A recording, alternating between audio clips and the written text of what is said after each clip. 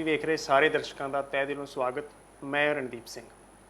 ਜੇਕਰ ਕਿਸੇ ਵੀ ਧਰਮ ਦੀ ਗੱਲ ਕਰੀਏ ਤਾਂ ਧਰਮ ਦਾ ਪ੍ਰਚਾਰ ਪ੍ਰਸਾਰ ਪ੍ਰਚਾਰਕਾਂ ਦੇ ਜ਼ਿੰਮੇਵਾਰੀ ਦੇ ਨਾਲ ਹੀ ਹੁੰਦਾ ਹੈ, ਪਰ ਜੇਕਰ ਪ੍ਰਚਾਰਕ ਆਪਸ ਦੇ ਵਿੱਚ ਉਲਝ ਜਾਣ ਫਿਰ ਧਰਮ ਦੇ ਪ੍ਰਚਾਰ ਦੇ ਵਿੱਚ ਕਿਤੇ ਨਾ ਕਿਤੇ ਰੋਕ ਲੱਗ ਜਾਂਦੀ ਹੈ। ਸਿੱਖ ਧਰਮ ਦੀ ਗੱਲ ਕਰੀਏ ਤਾਂ ਇੱਥੇ ਆਪੋ ਧਾਪੀ ਪਈ ਹੋਈ ਹੈ, ਪ੍ਰਚਾਰਕ ਆਪਸ ਦੇ ਵਿੱਚ ਉਲਝੇ ਹੋਏ ਨੇ। ਖਾਸ ਕਰਕੇ ਭਾਈ ਰਣਜੀਤ ਸਿੰਘ ਢੱਡਰੀਆਂ ਵਾਲਿਆਂ ਦੇ ਉੱਪਰ ਸਮੇਂ-ਸਮੇਂ ਤੇ ਆਰੋਪ ਲੱਗਦੇ ਰਹੇ ਨੇ ਤੇ ਹੁਣ ਸ੍ਰੀ ਅਕਾਲ ਤਖਤ ਸਾਹਿਬ ਦੇ ਵੱਲੋਂ ਇਹ ਆਦੇਸ਼ ਹੋਏ ਨੇ ਕਿ ਰਣਜੀਤ ਸਿੰਘ ਢੱਡਰੀਆਂ ਵਾਲਿਆਂ ਨੇ ਗਲਤ ਬਿਆਨਬਾਜ਼ੀ ਕੀਤੀ ਹੈ, ਇਸ ਕਰਕੇ ਉਹ ਮਾਫੀ ਮੰਗਣ ਤੇ ਸਾਫ਼ ਤੌਰ ਤੇ ਇਹ ਕਿਹਾ ਗਿਆ ਹੈ ਜੇਕਰ ਢੱਡਰੀਆਂ ਵਾਲੇ ਆਪਣੇ ਗੱਲਾਂ ਤੋਂ ਬਾਜ਼ ਨਾ ਆਏ ਤਾਂ ਉਹਨਾਂ ਤੇ ਸਖਤ ਕਾਰਵਾਈ ਕੀਤੀ ਜਾਏਗੀ। ਭਾਈ ਰਣਜੀਤ ਸਿੰਘ ਢੱਡਰੀਆਂ ਵਾਲੇ ਸਾਡੇ ਨਾਲ ਨੇ, ਉਹਨਾਂ ਨਾਲ ਗੱਲਬਾਤ ਕਰਦੇ ਹਾਂ। ਤੁਹਾਡਾ ਸਵਾਗਤ ਹੈ ਜੀ। ਹਾਂਜੀ, ਵਾਹਿਗੁਰੂ ਜੀ ਕਾ ਖਾਲਸਾ, ਵਾਹਿਗੁਰੂ ਜੀ ਕੀ ਫਤਿਹ।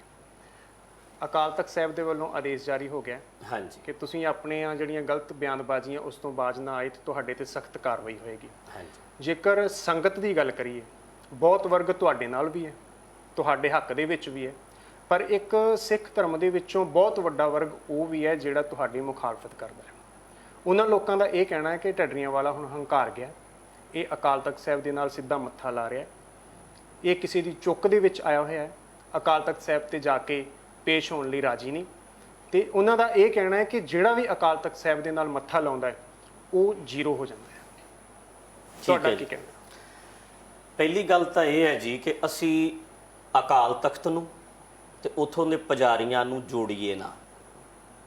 ਮੈਂ ਪਰਮੇਸ਼ਰ ਦਵਾਰ ਦਾ ਪ੍ਰਬੰਧਕ ਹਾਂ, ਪਰ ਸਾਰੇ ਲੋਕ ਦਰਬਾਰ ਸਾਹਿਬ ਦੇ ਵਿੱਚ ਮੱਥਾ ਟੇਕਦੇ ਆ, ਰਿਸਪੈਕਟ ਕਰਦੇ ਆ, ਸਤਿਕਾਰ ਕਰਦੇ ਆ, ਪਰ ਜ਼ਰੂਰੀ ਨਹੀਂ ਕਿ ਉਹ ਬੰਦੇ ਮੈਨੂੰ ਵੀ ਆ ਕੇ ਮਿਲਦੇ ਹੋਣ, ਮੇਰੇ ਅੱਗੇ ਝੁਕਦੇ ਹੋਣ, ਕਿਉਂਕਿ ਦਰਬਾਰ ਸਾਹਿਬ ਪਰਮੇਸ਼ਰ ਦਵਾਰ ਦੇ ਵਿੱਚ ਬਣਿਆ ਦਰਬਾਰ ਹੋਰ ਚੀਜ਼ ਹੈ, ਮੈਂ ਹੋਰ ਚੀਜ਼ ਹਾਂ। ਮੈਂ ਪ੍ਰਬੰਧਕ ਹਾਂ, ਮੈਂ ਚਲਾ ਰਿਹਾ। ਜੇ ਮੈਂ ਕਰਪਟ ਹਾਂ ਤਾਂ ਇਹਦਾ ਮਤਲਬ ਇਹ ਨਹੀਂ ਅਗਲਾ ਦਰਬਾਰ ਸਾਹਿਬ ਮੱਥਾ ਨਹੀਂ ਟੇਕੇਗਾ। ਸਾਡੇ ਪਰਮੇਸ਼ਰ ਦਵਾਰ ਦੇ ਦਰਬਾਰ ਸਾਹਿਬ ਦੇ ਵਿੱਚ ਜੇ ਬਾਬੇ ਹਰਨਾਮ ਸਿੰਘ ਵੀ ਆ ਜਾਣ ਤੇ ਉਹ ਮੱਥਾ ਟੇਕਣਗੇ, ਪਰ ਢੱਡਰੀਆਂ ਵਾਲੇ ਅੱਗੇ ਥੋੜਾ ਚੁੱਕ ਸਕਦਾ ਕੋਈ। ਇਹ ਵੱਖਰਾ ਵੱਖਰਾ ਹੈ, ਇਹਨੂੰ ਜੋੜੀਏ ਨਾ।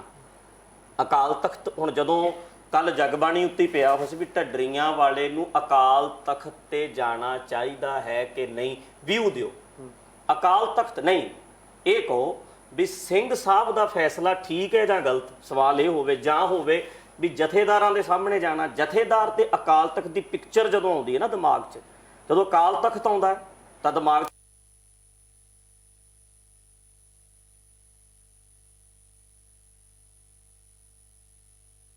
ਵੀ ਦਿਸਣਾ ਤੇ ਸਿਲੈਕਟ ਕਿੱਦਾਂ ਕੀਤੇ ਜਾਂਦੇ ਨੇ ਸਾਰਾ ਕੁਝ ਨਾ ਕਿ ਸੋ ਜਿਹੜੀ ਹਾਂਜੀ ਅਕਾਲ ਤਖਤ ਸਾਹਿਬ ਦੇ ਉੱਪਰ ਕਿਸੇ ਨਾ ਕਿਸੇ ਨੇ ਤਾਂ ਪ੍ਰਬੰਧ ਚਲਾਉਣਾ ਹੀ ਹੈ, ਕਿਉਂਕਿ ਅਕਾਲ ਤਖਤ ਇਕੱਲੀ ਇਮਾਰਤ ਦਾ ਨਾਮ ਹੀ ਨਹੀਂ, ਉਹ ਸਿਧਾਂਤ ਹੈ।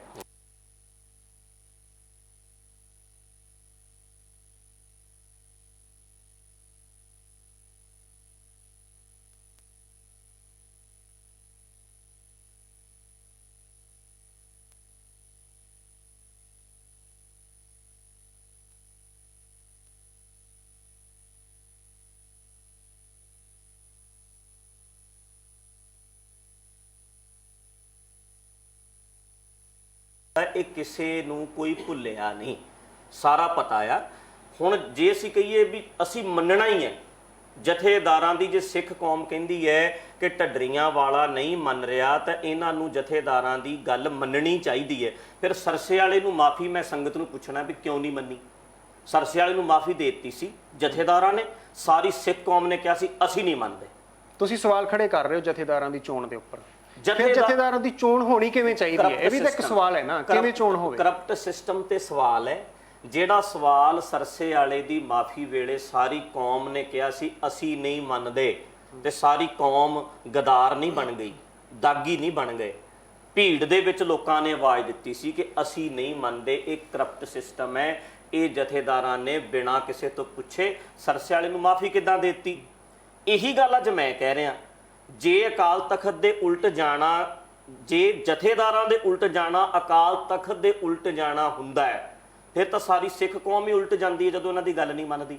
ਅੱਜ ਜਿਹੜੇ ਆ ਤੁਹਾਡੀ ਜਗਬਾਣੀ ਵੀਡੀਓ ਵੇਖ ਰਹੇ ਹੋਣਗੇ, ਜਥੇਦਾਰ ਨੇ ਕਿਹਾ ਸ਼ੇਅਰ ਨਾ ਕਰੋ ਤੇ ਇਹਨੂੰ ਵੇਖੋ ਵੀ ਨਾ, ਫਿਰ ਸਾਰੇ ਉਲਟ ਜਾ ਰਹੇ ਨੇ। ਮਤਲਬ ਅਕਾਲ ਤਖਤ ਤੋਂ ਕੋਈ ਨਹੀਂ ਉਲਟ ਜਾ ਰਿਹਾ, ਜਿੰਨੇ ਹੁਣ ਲਾਈਵ ਤੁਹਾਡੇ ਸੁਣਨਗੇ ਉਹ ਜਥੇਦਾਰ ਤੋਂ ਉਲਟ ਜਾ ਰਹੇ ਨੇ, ਨਾ ਕਿ ਅਕਾਲ ਤਖਤ ਤੋਂ ਉਲਟ ਜਾ ਰਹੇ ਨੇ। ਕਿਉਂਕਿ ਜਿਹੜੇ ਫੈਸਲੇ ਗਲਤ ਨੇ ਉਹ ਗਲਤ ਰਹਿਣੇ ਨੇ। ਜਦੋਂ ਅਸੀਂ ਇਹਨੂੰ ਰਲ ਗੱਡ ਕਰਦੇ ਆ, ਅਕਾਲ ਤਖਤ ਤੇ ਜਥੇਦਾਰ ਪ੍ਰਬੰਧਕ ਹੈ, ਪਰਮੇਸ਼ਰ ਦੁਆਰਾ ਇੱਕ ਗੁਰਦੁਆਰਾ ਆ, ਇੱਥੇ ਕੋਈ ਵੀ ਮੱਥਾ ਟੇਕ ਸਕਦਾ ਹੈ, ਪਰ ਪ੍ਰਬੰਧਕ ਨਾਲ ਸਹਿਮਤ ਹੋਣਾ ਇਹ ਜ਼ਰੂਰੀ ਨਹੀਂ। ਤੇ ਬੜੇ ਚਿਰ ਤੋਂ ਕਰਪਟ ਸਿਸਟਮ ਚੱਲਦਾ ਹੈ। ਜਿਹੜੀ ਗੱਲ ਆਪਾਂ ਕਹਿੰਦੇ ਆ ਨਾ ਜੀ ਵੀ ਨਹੀਂ ਹੈਗਾ, ਪਿਛਲੇ ਵੀਰ ਜੀ 20 ਸਾਲਾਂ 'ਚ 30 ਸਾਲਾਂ 'ਚ, ਚਲੋ 25 ਸਾਲ ਤੋਂ ਤਾਂ ਮੈਨੂੰ ਵੀ ਸੰਭਾਲ ਹੈ, ਮੈਂ 37 ਸਾਲ ਦਾ।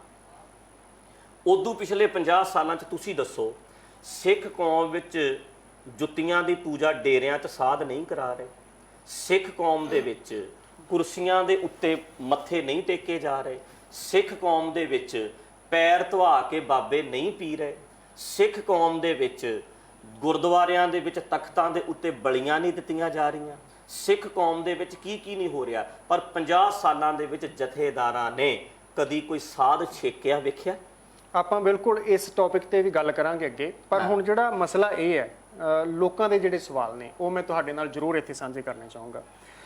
ਸੰਗਤ ਦਾ ਵਾਰ-ਵਾਰ ਕਹਿਣਾ ਹੈ ਕਿ ਬੇਸ਼ੱਕ ਜਥੇਦਾਰ ਕਰਪਟ ਹੋਣ ਜਿੱਦਾਂ ਵੀ ਹੈ, ਪਰ ਇੱਕ ਅਕਾਲ ਤਖਤ ਸਾਹਿਬ ਦੀ ਗਰਿਮਾ ਹੈ, ਸਤਿਕਾਰ ਹੈ, ਤੇ ਸਿੱਖ ਦਾ ਜਿਹੜਾ ਸੁਭਾਅ ਹੈ ਉਹ ਨਿਮਰਤਾ ਵਾਲਾ ਹੁੰਦਾ ਹੈ। ਜਿਹੜੇ ਉਹਨਾਂ ਨੂੰ ਤੁਹਾਡੇ ਬਾਰੇ ਕਿਹਾ ਜਾਂਦਾ, ਤੁਹਾਨੂੰ ਇੱਕ ਵਾਰ ਜ਼ਰੂਰ ਆਪਣਾ ਉੱਥੇ ਪੱਖ ਰੱਖਣਾ ਚਾਹੀਦਾ। ਮੈਂ ਸਿੱਖਾਂ ਨੂੰ ਕਹਿਣਾ ਚਾਹੁੰਦਾ ਵੀ ਸਿੱਖੋ ਨਿਮਰਤਾ ਵਾਲਾ ਸੁਭਾਅ ਰੱਖੋ। ਜਿਹੜੀ ਤੁਸੀਂ ਮੈਨੂੰ ਸਲਾਹ ਦਿੰਦੇ ਹੋ ਨਾ ਵੀ ਨਿਮਰਤਾ ਵਾਲਾ ਸੁਭਾਅ ਰੱਖੋ, ਤੇ ਸਰਸੇ ਵਾਲੇ ਵਰਗੇ ਜਦੋਂ ਫੈਸਲੇ ਕਰ ਦਿੰਦੇ ਹੁੰਦੇ ਆ ਮੰਨਿਆ ਕਰੋ। ਜੇ ਤੁਹਾਨੂੰ ਲੱਗਦਾ ਹੈ ਵੀ ਸਿੱਖ ਨਿਮਰਤਾ ਵਾਲਾ ਚਾਹੀਦਾ ਤੇ ਨਿਮਰਤਾ ਵਾਲੇ ਬਣੋ। ਜੋ ਇਹ ਫੈਸਲੇ ਕਰਦੇ ਆ ਵੀ ਇਦਾਂ ਕਰੋ, ਉਵੇਂ ਕਰਿਆ ਕਰੋ, ਕਿਉਂਕਿ ਇਹ ਸਹੀ ਫੈਸਲੇ ਕਰਦੇ ਆ। ਫਿਰ ਸਰਸੇ ਵਾਲਾ ਫੈਸਲਾ ਵੀ ਮੰਨੋ ਸਾਰੇ ਜਣੇ। ਜੇ ਮੈਨੂੰ ਇਹ ਲੋਕ ਕਹਿੰਦੇ ਜਿਹੜੀ ਜੇਦ ਹੈ ਨਾ ਢੱਡਰੀਆਂ ਵਾਲੇ ਦੀ, ਹੁਣ ਜਿਹੜੀ ਆਹ ਜੇਦ ਹੈ ਬਈ ਮੈਂ ਨਹੀਂ ਜਾਣਾ, ਤੇ ਇਹ ਕਿਹਾ ਜਾ ਰਿਹਾ ਢੱਡਰੀਆਂ ਵਾਲਿਆਂ ਦੇ ਵੱਲੋਂ ਕਿ ਟੀਵੀ ਦੇ ਉੱਪਰ ਡਿਬੇਟ ਕੀਤੀ ਜਾਏ। ਜਿਹੜੀ ਸਭ ਤੋਂ ਵੱਧ ਗੱਲ ਜਿਹੜੀ ਹੈ ਸੰਗਤ ਨੂੰ ਰੜਕ ਰਹੀ ਹੈ ਕਿ ਟੀਵੀ ਦੇ ਉੱਪਰ ਡਿਬੇਟ ਕਿਉਂ ਹੋਵੇ, ਕਿਉਂਕਿ ਇਹ ਸਿੱਖ ਧਰਮ ਦਾ ਅੰਦਰੂਨੀ ਮਸਲਾ ਹੈ ਤੇ ਕਦੇ ਵੀ ਕਿਸੇ ਧਰਮ ਨੇ ਇਸ ਤਰ੍ਹਾਂ ਖੁੱਲ੍ਹ ਕੇ ਡਿਬੇਟ ਨਹੀਂ ਕੀਤੀ। ਅੰਦਰੂਨੀ ਮਸਲਾ ਜਿਹੜਾ ਹੈ ਉਹ ਟੀਵੀ ਤੇ ਹੀ ਕਿਉਂ, ਤੁਸੀਂ ਉੱਥੇ ਜਾ ਕੇ ਸੰਗਤ ਦੇ ਵਿੱਚ ਬੈਠ ਕੇ ਕਿਉਂ ਨਹੀਂ ਵਿਚਾਰਦੇ? ਬੇਸ਼ੱਕ ਉੱਥੇ ਵੀ ਮੀਡੀਆ ਹੋਏਗਾ। ਮੇਰੇ ਪ੍ਰੋਗਰਾਮਾਂ ਤੇ ਰੋਕ ਓਪਨ ਲੱਗੀ ਹੈ ਜੀ। ਮੇਰੇ ਤੇ ਜਿਹੜੇ ਦੋਸ਼ ਲਾਏ ਨੇ ਉਹ ਮੀਡੀਆ 'ਚ ਲਾਏ ਨੇ, ਚੈਨਲਾਂ ਤੇ ਬਹਿ ਕੇ ਲਾਏ ਨੇ, ਦੀਵਾਨ ਰੋਕਣ ਆਏ ਨੇ। ਉਦੋਂ ਅੰਦਰੂਨੀ ਕਿਉਂ ਨਹੀਂ ਸੀ? ਉਹਨਾਂ ਨੂੰ ਸੋਚਣਾ ਚਾਹੀਦਾ ਸੀ ਵੀ ਇੱਕ ਢੱਡਰੀਆਂ ਵਾਲਾ ਆ, ਉਹਦੀਆਂ ਕੁਝ ਸ਼ਿਕਾਇਤਾਂ ਆ ਗਈਆਂ, ਅਸੀਂ ਉਹਦੇ ਨਾਲ ਜਾ ਕੇ ਪਰਸਨਲ ਗੱਲ ਕਰਨੀ। ਉਦੋਂ ਮੀਡੀਆ 'ਚ ਗਏ ਆ, ਹਰ ਗੱਲ ਉਹ ਆਪਣੀ ਮੀਡੀਆ ਵਿੱਚ ਕਹਿੰਦੇ ਆ। ਜਿੱਦਣ ਅਸੀਂ ਕੋਈ ਗੱਲ ਕਰਦੇ ਆ ਸਾਨੂੰ ਮੀਡੀਆ ਵਿੱਚ ਜਾਣ ਦੀ ਲੋੜ ਨਹੀਂ। ਮੈਂ ਤਾਂ ਇਹ ਕਹਿ ਰਿਹਾ ਨਾ ਜੀ ਵੀਰ ਜੀ ਵੀ ਮੇਰਾ ਦੋਸ਼ ਸਾਬਤ ਕਰੋ, ਜੋ ਤੁਸੀਂ ਕਹਿ ਰਹੇ ਹੋ ਮੈਨੂੰ ਸਾਬਤ ਕਰ ਦਿਓ। ਮੈਨੂੰ ਤੁਸੀਂ, ਮੈਂ ਤਾਂ ਜਥੇਦਾਰ ਅੱਗੇ ਵੀ ਮੱਥਾ ਟੇਕ ਦਿਆਂਗਾ ਵੀ ਹਾਂ ਮੈਂ ਗਲਤੀ ਕੀਤੀ ਆ। ਮੈਨੂੰ ਵੀਰ ਜੀ ਪਤਾ ਆ ਅੱਜ ਵੱਡੇ ਚੈਨਲਾਂ ਉੱਤੇ ਢੱਡਰੀਆਂ ਵਾਲੇ ਦੇ ਕਲਿੱਪ ਵਾਇਰਲ ਹੋਣੇ ਸੀ ਜੇ ਮੈਂ ਗੁਰੂ ਸਾਹਿਬ ਪ੍ਰਤੀ ਕੋਈ ਗਲਤ ਸ਼ਬਦ ਬੋਲਿਆ ਹੁੰਦਾ, ਜੇ ਮੈਂ ਗੁਰ ਅਸਥਾਨਾਂ ਨੂੰ, ਦਰਬਾਰ ਸਾਹਿਬ ਨੂੰ, ਅਕਾਲ ਤਖਤ ਦੇ ਪ੍ਰਤੀ ਮੇਰੀ ਗਲਤ ਸ਼ਬਦਾਵਲੀ ਵਰਤੀ ਹੁੰਦੀ ਨਾ ਜੀ। ਹੁਣ ਨੂੰ ਮੈਨੂੰ 4 ਮਹੀਨੇ 6 ਮਹੀਨੇ ਕਿਤੇ ਕਮੇਟੀਆਂ ਨਹੀਂ ਸੀ ਬਣਨੀਆਂ, ਐਦਾਂ ਛੇਕ ਕੇ ਪਰੇ ਸਿੱਟਣਾ ਸੀ। ਆਹ ਦੇਖੋ ਇਹ ਬੰਦਾ ਐਡਾ ਪਾਪੀ ਹੈ। ਕੱਲ ਜਥੇਦਾਰ ਜੀ ਕਹਿ ਰਹੇ ਨੇ ਸੁਣੋ ਨਾ, ਜਥੇਦਾਰ ਜੀ ਕਹਿਣੋ ਢੱਡਰੀਆਂ ਵਾਲੇ ਨੂੰ ਸੁਣੋ, ਆਹ ਬਕਵਾਸ ਕਰਦਾ, ਇਹਦੇ ਚੈਨਲ ਖੋਲੋ ਤੇ ਇਹਦੀਆਂ ਸਾਰੀਆਂ ਗੱਲਾਂ ਸੁਣੋ, ਤੁਹਾਨੂੰ ਪਤਾ ਲੱਗੇਗਾ ਜਥੇਦਾਰ ਕਿੰਨੇ ਸੱਚੇ ਨੇ ਤੇ ਢੱਡਰੀਆਂ ਵਾਲਾ ਕਿੰਨਾ ਝੂਠਾ। ਉਹਨਾਂ ਨੂੰ ਤਾਂ ਕਹਿਣਾ ਚਾਹੀਦਾ ਸੁਣੋ।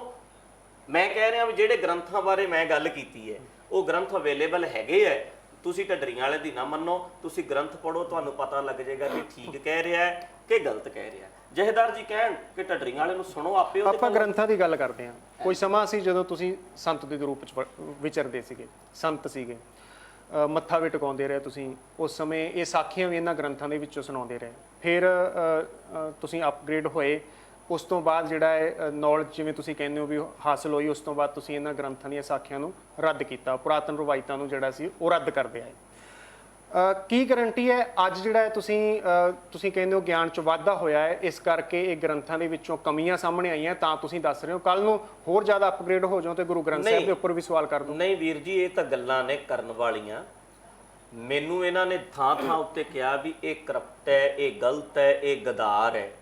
ਉਹਦੀ ਮਜਬੂਰੀ ਦੇ ਵਿੱਚ ਮੈਨੂੰ ਇਹ ਕਹਿਣਾ ਪਿਆ ਵੀ ਜੇ ਮੈਨੂੰ ਤਾਂ ਤੁਸੀਂ ਝੂਠਾ ਬਣਾ ਰਹੇ ਹੋ ਕਿ ਢੱਡਰੀਆਂ ਵਾਲਾ ਗਲਤ ਪ੍ਰਚਾਰ ਕਰਦਾ ਹੈ, ਪਰ ਜਿਹੜੇ ਗਲਤ ਪ੍ਰਚਾਰ ਇਹਨਾਂ ਗ੍ਰੰਥਾਂ 'ਚ ਲਿਖੇ ਨੇ ਉਹਦੇ ਬਾਰੇ ਕਿਉਂ ਨਹੀਂ ਬੋਲਦੇ? ਮੇਰਾ ਇਹਨਾਂ ਦੇ ਐਕਸ਼ਨ ਤੋਂ ਬਾਅਦ ਰਿਐਕਸ਼ਨ ਹੋਇਆ ਹੈ। ਮੈਂ ਕੋਈ ਕਮਲਾ ਨਹੀਂ ਸੀ ਵੀ ਮੈਂ ਕੀ ਕੀਤਾ ਵੀ ਮੈਂ ਬਦਲਿਆ ਤੇ ਸਾਰੇ ਗ੍ਰੰਥਾਂ ਬਾਰੇ ਬੋਲਣਾ ਸ਼ੁਰੂ ਕਰਤਾ। ਮੈਂ ਇਹਨਾਂ ਨੇ ਮੈਨੂੰ 4 ਸਾਲਾਂ 'ਚ ਰੱਜ ਕੇ ਬਦਨਾਮ ਕੀਤਾ। ਪਹਿਲਾਂ ਮਾਰਨ ਦੀ ਟਰਾਈ ਕੀਤੀ, ਮਰਿਆ ਨਹੀਂ, ਛਬੀਲ ਲਾ ਕੇ ਬਦਨਾਮ ਕੀਤਾ। ਹੁਣ ਇਹਨਾਂ ਨੇ ਪਿਛਲੀਆਂ ਸਾਲਾਂ 'ਚ ਕਹਿਣਾ ਸ਼ੁਰੂ ਕਰਤਾ ਵੀ ਇਹ ਗਲਤ ਬੋਲਦਾ ਹੈ ਢੱਡਰੀਆਂ ਵਾਲਾ।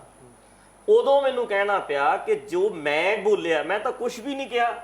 ਸੂਰਜ ਪ੍ਰਕਾਸ਼ ਦੇ ਵਿੱਚ ਵਿਖੋ ਪੜੋ ਤਾਂ ਸਹੀ ਗੁਰੂ ਸਾਹਿਬ ਬਾਰੇ ਕੀ ਬੋਲਿਆ। ਬੰਦਾ ਸਿੰਘ ਬਹਾਦਰ ਦਾ ਇੰਨਾ ਆਪਾਂ ਸਤਿਕਾਰ ਕਰਦੇ ਆ, ਪੜੋ ਇਹਨਾਂ ਗ੍ਰੰਥਾਂ 'ਚ ਕੀ ਲਿਖਿਆ ਬੰਦਾ ਸਿੰਘ ਬਹਾਦਰ ਬਾਰੇ। ਅੱਜ ਤੱਕ ਤੁਸੀਂ ਸੁਣਦੇ ਨਹੀਂ ਆਏ ਵੀ ਉਹਨੇ ਵਿਆਹ ਕਰਾ ਲਿਆ ਸੀ ਜੀ, ਉਹ ਗੁਰੂ ਬਣ ਗਿਆ ਸੀ ਜੀ, ਉਹਨੇ ਇਦਾਂ ਕਰ ਦਿੱਤਾ ਸੀ। ਕਿਹੜਾ ਇਲਜ਼ਾਮ ਹੈ ਜਿਹੜਾ ਬੰਦਾ ਸਿੰਘ ਬਹਾਦਰ ਵਰਗਿਆਂ ਤੇ ਨਹੀਂ ਲਾਇਆ ਗਿਆ?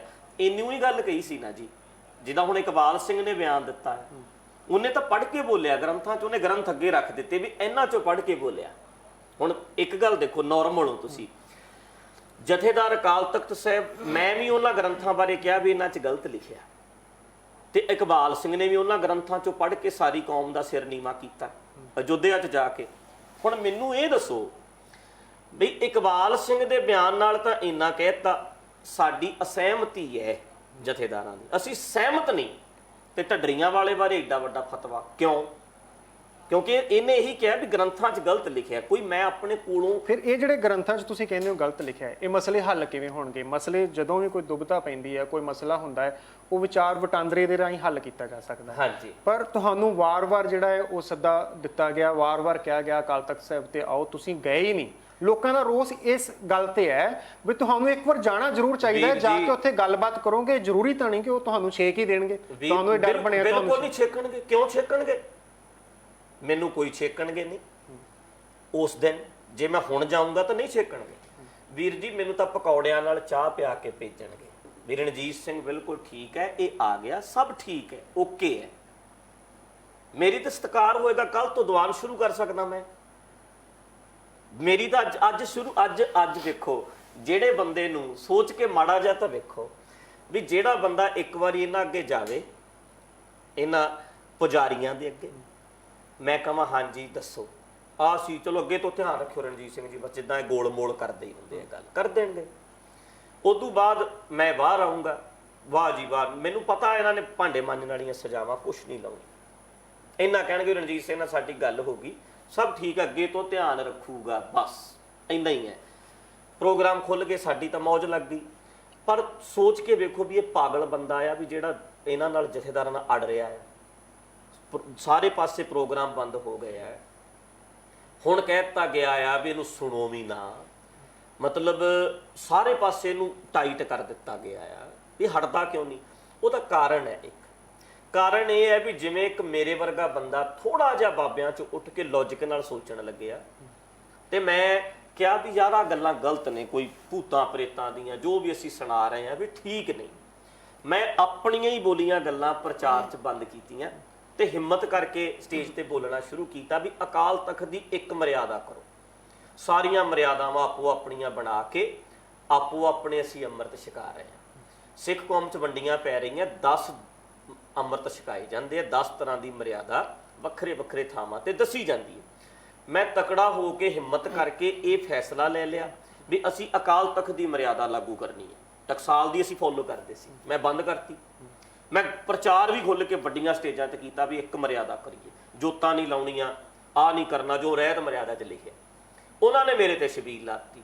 2-4 ਮੈਂ ਸਟੇਜਾਂ ਤੇ ਸਵਾਲ ਕਰਨੇ ਸ਼ੁਰੂ ਕੀਤੇ ਵੀ ਅਸੀਂ ਗਲਤ ਪ੍ਰਚਾਰ ਕਰਦੇ ਹਾਂ, ਗੱਪ ਕਹਾਣੀਆਂ ਛੱਡੋ, ਲੋਕਾਂ ਨੂੰ ਕਾਇਮ ਕਰੀਏ। ਇਹਨਾਂ ਨੇ ਛਬੀਲ ਲਾ ਕੇ ਬੰਦਾ ਮਾਰਤਾ। ਉੱਥੇ ਫਿਰ ਮੇਰੇ ਮਨ 'ਚ ਇਹ ਲੱਗਿਆ ਵੀ ਯਾਰ ਇਹ ਤਾਂ ਕਿੱਡਾ ਵੱਡਾ ਦਹਿਲ ਹੈ, ਦਿਨ ਦਿਹਾੜੇ 4 ਗੱਡੀਆਂ ਲੰਘ ਰਹੀਆਂ, ਤੁਸੀਂ ਬੰਦਾ ਮਾਰ ਗਏ। ਮਾਰਨ ਤਾਂ ਮੈਨੂੰ ਹੀ ਆਏ ਸੀ। ਇਹਦਾ ਮਤਲਬ ਕੱਲ ਨੂੰ ਕੋਈ ਵੀ ਬੰਦਾ ਦੁਨੀਆ ਵਿੱਚ ਗੱਲ ਨਹੀਂ ਕਰ ਸਕਦਾ। ਮੈਂ ਕਿਹਾ ਨਹੀਂ, ਮੈਂ ਆਪਣੀ ਗੱਲ ਕਰਨੀ ਹੈ। ਚਲੋ ਹੌਲੀ ਹੌਲੀ ਇਹਨਾਂ ਨੇ ਵਿਰੋਧ, ਕਦੇ ਅਮਰੀਕਾ ਹਮਲਾ ਕਰ, ਕਦੇ ਇੱਥੇ ਕਰ, ਕਦੇ ਗੇਟ ਅੱਗੇ ਆ, ਫਿਰ ਸਾਡੇ ਦੀਵਾਨਾਂ 'ਚ ਰੌਲਾ ਪਾਉਂਦੇ ਰਹੇ। ਮੈਂ ਦੀਵਾਨ ਵੀ ਛੱਡਤੇ 6 ਮਹੀਨੇ ਪਹਿਲਾਂ, ਪਰ ਦੀਵਾਨ ਛੱਡੇ, ਸੋਚ ਨਹੀਂ ਛੱਡੀ। ਕਿਉਂ ਨਹੀਂ ਛੱਡੀ? ਕਿ ਜੇ ਮੇਰੇ ਅੰਦਰ ਸਵਾਲ ਪੈਦਾ ਹੋਏ ਹੈ ਤੇ ਬੜੇ ਲੋਕ ਸਿੱਖ ਹੈਗੇ ਹੈ।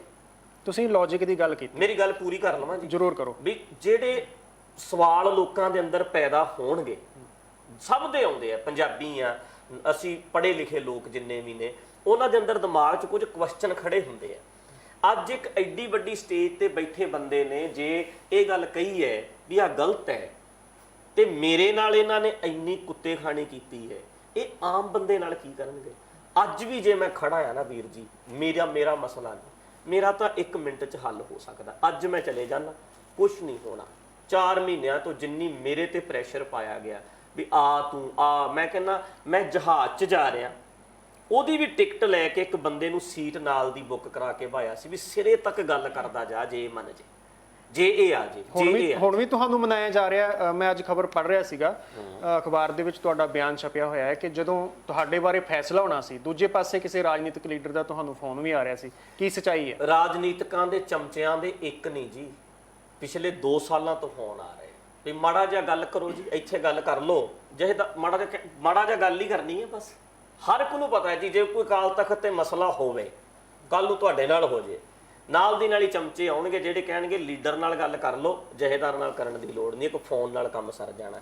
ਮੈਂ ਗੱਲ ਇਹ ਕਰ ਰਿਹਾ ਸੀ ਬਈ ਮੈਂ ਕਾਹਦੇ ਲਈ ਸਟੈਂਡ ਲੈ ਕੇ ਬੈਠਾ। ਮੇਰਾ ਮੰਨਣਾ ਇਹ ਹੈ ਵੀਰ ਜੀ ਵੀ ਸਾਡੇ ਪ੍ਰੋਗਰਾਮ ਤਾਂ ਅੱਜ ਚੱਲ ਪੈਣਗੇ, ਮੈਂ ਜਾਵਾਂ, ਗੱਲ ਖਤਮ ਹੈ। ਪਰ ਮੈਂ ਚਾਹੁੰਦਾ ਆ ਵੀ ਜਿਹੜੇ ਵੀ ਬੰਦੇ ਸਿੱਖ ਧਰਮ ਦੇ ਵਿੱਚ ਮਾੜਾ ਮੋਟਾ ਵੀ ਦਿਮਾਗ ਰੱਖਦੇ ਆ, ਜਿਨ੍ਹਾਂ ਦੇ ਅੰਦਰ ਕੁਝ ਆਉਂਦਾ ਆ, ਉਹ ਹਿੰਮਤ ਕਰਨ ਵੀ ਸਵਾਲ ਕੀਤੇ ਜਾ ਸਕਦੇ ਆ, ਚਾਹੇ ਉਹ ਜਥੇਦਾਰ ਵੀ ਕਿਉਂ ਨਾ ਹੋਵੇ। ਜਥੇਦਾਰ ਨੂੰ ਵੀ ਪੁੱਛਿਆ ਜਾ ਸਕਦਾ ਵੀ ਤੁਸੀਂ ਗਲਤ ਹੋ ਤੇ ਹੋ। ਜਦੋਂ ਤੁਸੀਂ ਗਲਤੀਆਂ ਕਰਦੇ ਹੋ ਤਾਂ ਅਸੀਂ ਹੁਣ ਮਿੱਝ ਤੋਂ ਬਣੀ ਹੈ ਧਰਤੀ।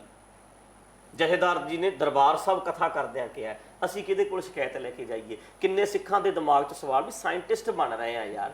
ਜੇ ਅਸੀਂ ਕੱਲ ਨੂੰ ਕਹਾਂਗੇ ਵੀ ਧਰਤੀ ਮਿੱਝ ਤੋਂ ਬਣੀ ਹੈ, ਮੇਦਨੀ ਇਹਦਾ ਤਾਮ ਨਾਮ ਪਿਆ, ਕੌਮ ਦਾ ਜਥੇਦਾਰ ਸਟੇਜ ਤੇ PhD ਤੇ ਪ੍ਰਚਾਰ ਕਰ ਰਿਹਾ, ਉਸ ਵੇਲੇ ਕੀ ਸਾਡੀ ਹਾਸੋਹੀਣੀ ਦਸ਼ਾ ਬਣੇਗੀ? ਆਉਣ ਵਾਲੇ ਸਮੇਂ 'ਚ ਜੇ ਲੋਕਾਂ ਦੇ ਅੰਦਰ ਸਵਾਲ ਪੈਦਾ ਹੁੰਦੇ ਨੇ, ਕਹਿਣਗੇ ਇੱਕ ਢੱਡਰੀਆਂ ਵਾਲਾ ਜਿਹੜਾ ਬਹਿ ਗਿਆ, ਉਦੋਂ ਬਾਅਦ ਉਹਨੇ ਫਿਰ ਪ੍ਰਚਾਰ ਸ਼ੁਰੂ ਕਰਨਾ। ਇੱਕ ਇਹ ਗੱਲ ਜਥੇਦਾਰ ਗਿਆਨੀ ਹਰਪ੍ਰੀਤ ਸਿੰਘ ਦੇ ਕਥਾ ਦੇ ਉੱਪਰ ਸਵਾਲ ਖੜੇ ਕਰ ਰਹੇ ਹੋ ਕਿ ਉਹ ਜਿਹੜੀ ਹੈ ਪੰਥਕ ਵਿਚਾਰਧਾਰਾ ਦੇ ਉਲਟ ਜਾਂ ਗੁਰਮਤ ਮਰਿਆਦਾ ਦੇ ਉਲਟ ਉਹ ਕਥਾ ਕਰ ਰਹੇ ਨੇ। ਤੁਹਾਡਾ ਕਹਿਣ ਦਾ ਮਤਲਬ ਇਹ ਹੈ। ਪਰ ਦੂਜੇ ਪਾਸੇ ਤੁਹਾਡੇ ਦੇ ਵੀ ਸਵਾਲ ਉੱਠਦੇ ਰਹੇ ਨੇ, ਚਾਹੇ ਉਹ ਰੱਬ ਨੂੰ ਲੈ ਕੇ ਹੋਵੇ। ਕਹਿੰਦੇ ਨੇ ਜਦੋਂ ਦਾ ਇਹ ਢੱਡਰੀਆਂ ਵਾਲੇ ਨੇ ਆਪਣਾ ਪ੍ਰਚਾਰ ਬਦਲਿਆ, ਉਦੋਂ ਤੋਂ ਬਾਅਦ ਨਾਸਤਿਕਤਾ ਜਿਹੜੀ ਉਹ ਫੈਲਣੀ ਸ਼ੁਰੂ ਹੋ ਗਈ ਹੈ। ਲੋਕਾਂ ਦਾ ਇਹ ਕਹਿਣਾ ਹੈ ਕਿ ਜਿਹੜੇ ਵੀ ਲੋਕ ਢੱਡਰੀਆਂ ਵਾਲੇ ਨੂੰ ਸੁਣਦੇ ਆ, ਜਿਹੜੇ ਆਪਣੇ ਆਪ ਨੂੰ ਅਪਗ੍ਰੇਡ ਕਹਿੰਦੇ ਆ, ਉਹ ਅੱਜ ਰੱਬ ਦੀ ਹੋਂਦ ਤੋਂ ਮੁਨਕਰ ਹੁੰਦੇ ਜਾ ਰਹੇ ਨੇ। ਉਹ ਕਹਿੰਦੇ ਨੇ ਧਰਮ ਦੀ ਲੋੜ ਨਹੀਂ। ਉਹਨਾਂ ਨੇ ਇੱਥੋਂ ਤੱਕ ਸਵਾਲ ਖੜੇ ਕਰਨੇ ਸ਼ੁਰੂ ਕਰ ਦਿੱਤੇ ਆ, ਕਕਾਰਾਂ ਦੀ ਕੋਈ ਲੋੜ ਨਹੀਂ। ਇਹ ਵੀ ਲੋਕ ਕਹਿਣ ਲੱਗ ਗਏ ਆ ਕਿ ਕੇਸਾਂ ਦੀ ਕੀ ਲੋੜ ਹੈ। ਤੁਹਾਡਾ ਕੀ ਕਹਿਣਾ ਹੈ? ਕੇਸ ਗੁਰੂ ਦੀ ਮੋਹਰ ਹਨ ਜਾਂ ਨਹੀਂ? ਕਕਾਰਾਂ ਦੀ ਜ਼ਰੂਰਤ ਹੈ ਜਾਂ ਨਹੀਂ? ਰੱਬ ਹੈ ਜਾਂ ਨਹੀਂ?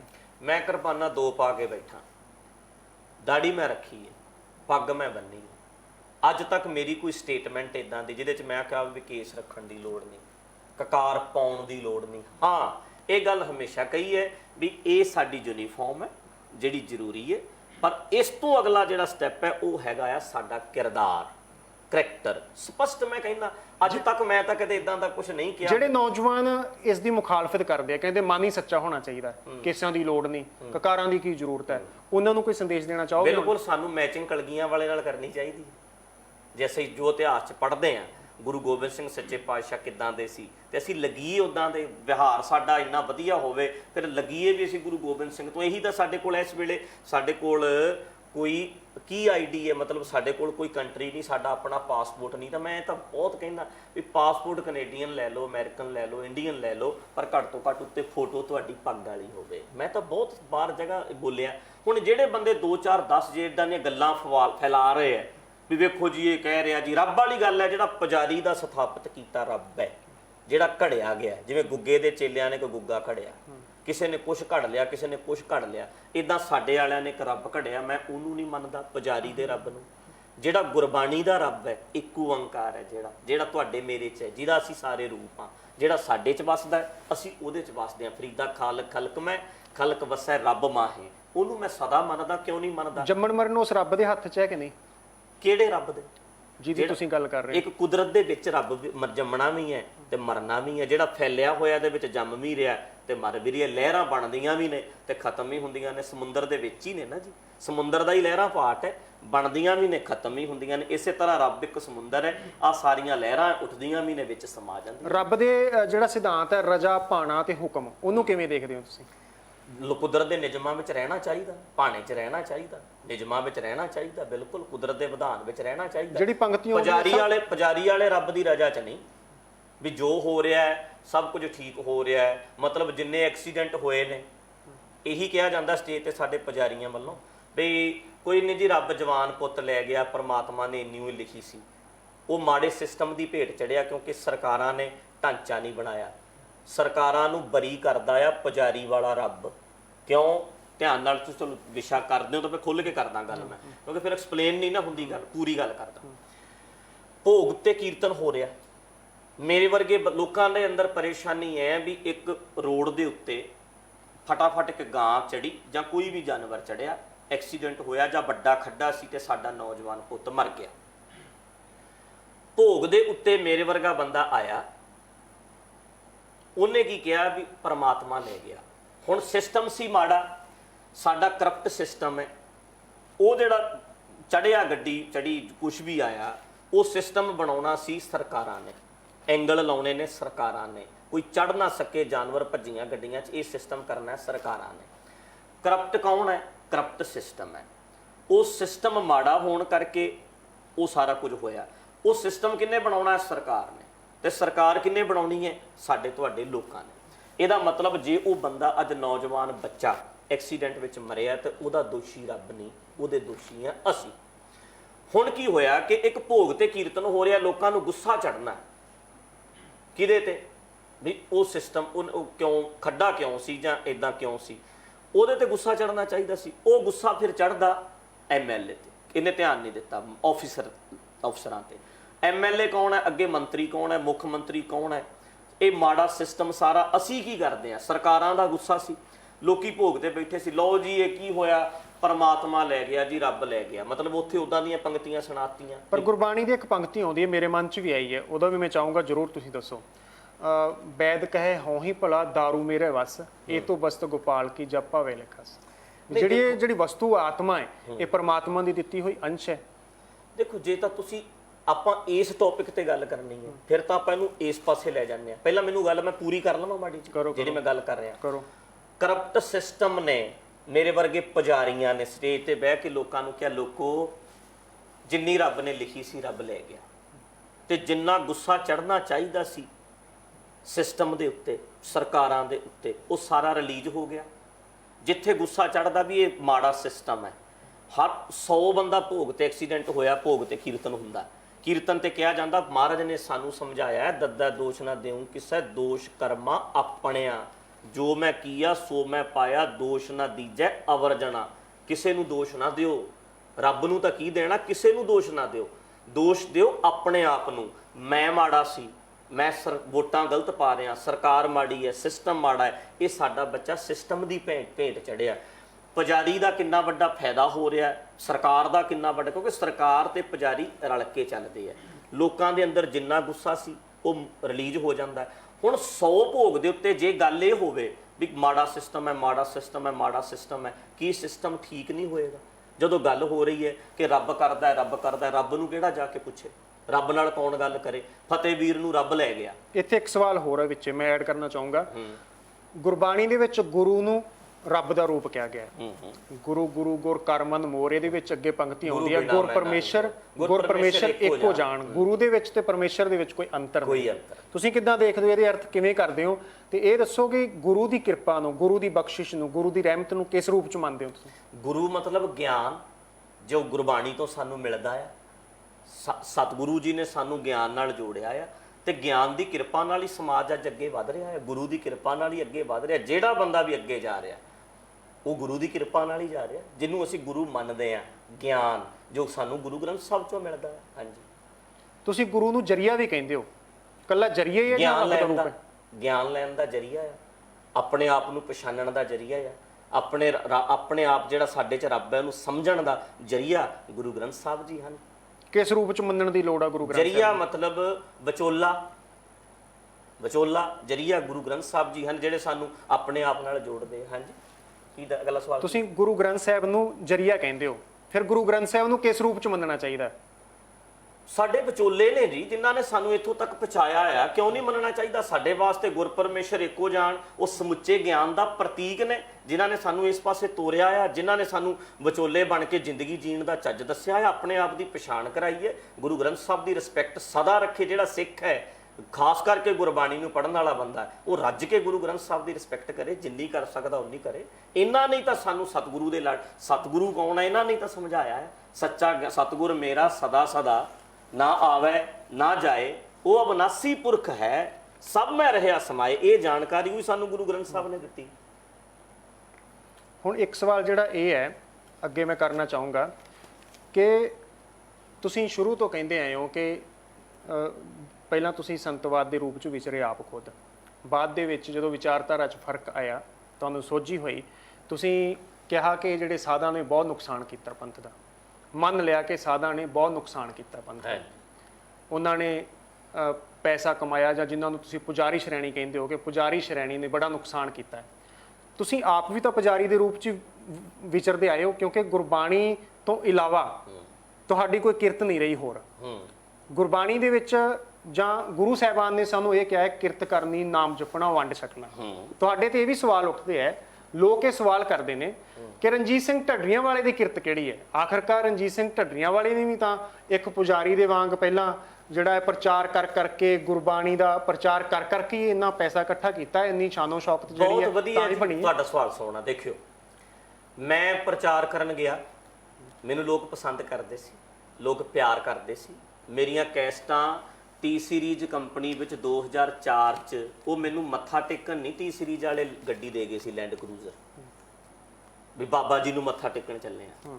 ਉਹਨਾਂ ਨੂੰ ਪਤਾ ਸੀ ਕਿ ਲੋਕ ਇਹਨਾਂ ਦਾ ਪ੍ਰਚਾਰ, ਇਹਨਾਂ ਦੀਆਂ ਗੱਲਾਂ, ਇਹਨਾਂ ਦਾ ਸਟਾਈਲ, ਇਹਨਾਂ ਦਾ ਕਥਾ ਕਰਨ ਦਾ ਢੰਗ ਪਸੰਦ ਕਰਦੇ ਆ।